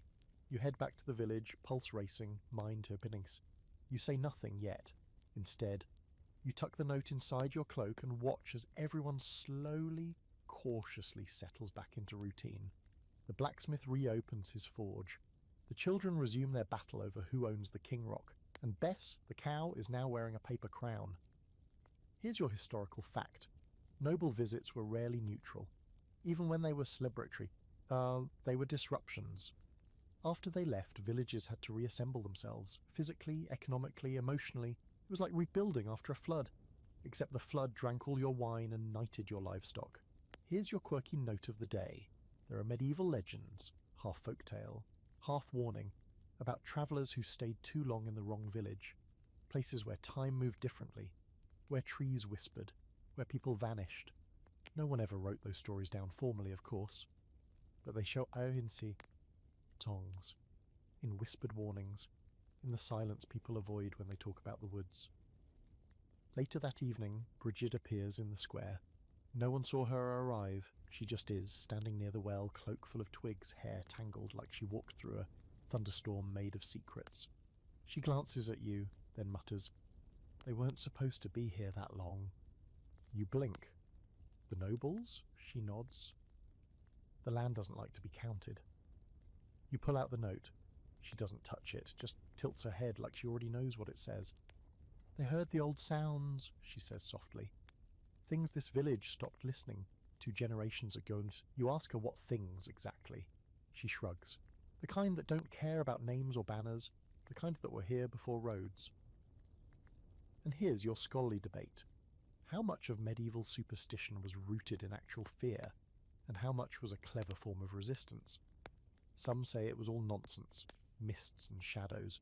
Others argue that people understood in their own way, that the land itself had power, that nature wasn't passive, it watched, it remembered, it reacted. Bridget turns to go but pauses. "Don't worry," she says, almost kindly. "The woods are only interested in those who think they're in charge." You stand there long after she disappears, watching the edge of the forest, half expecting something to step out and wink at you. That night you lie in the barn as the wind picks up. The animals are restless again. The goats keep shifting. Even Bess seems thoughtful. You think of Ellis, deeper in the woods now, past the ridge, of the old ruins Bridget mentioned, of the boot prints, of the silence. You don't dream, not that you remember anyway, but in the middle of the night you wake suddenly, and in the distance, from the direction of the woods, you hear it, a low melodic hum, just once, then nothing.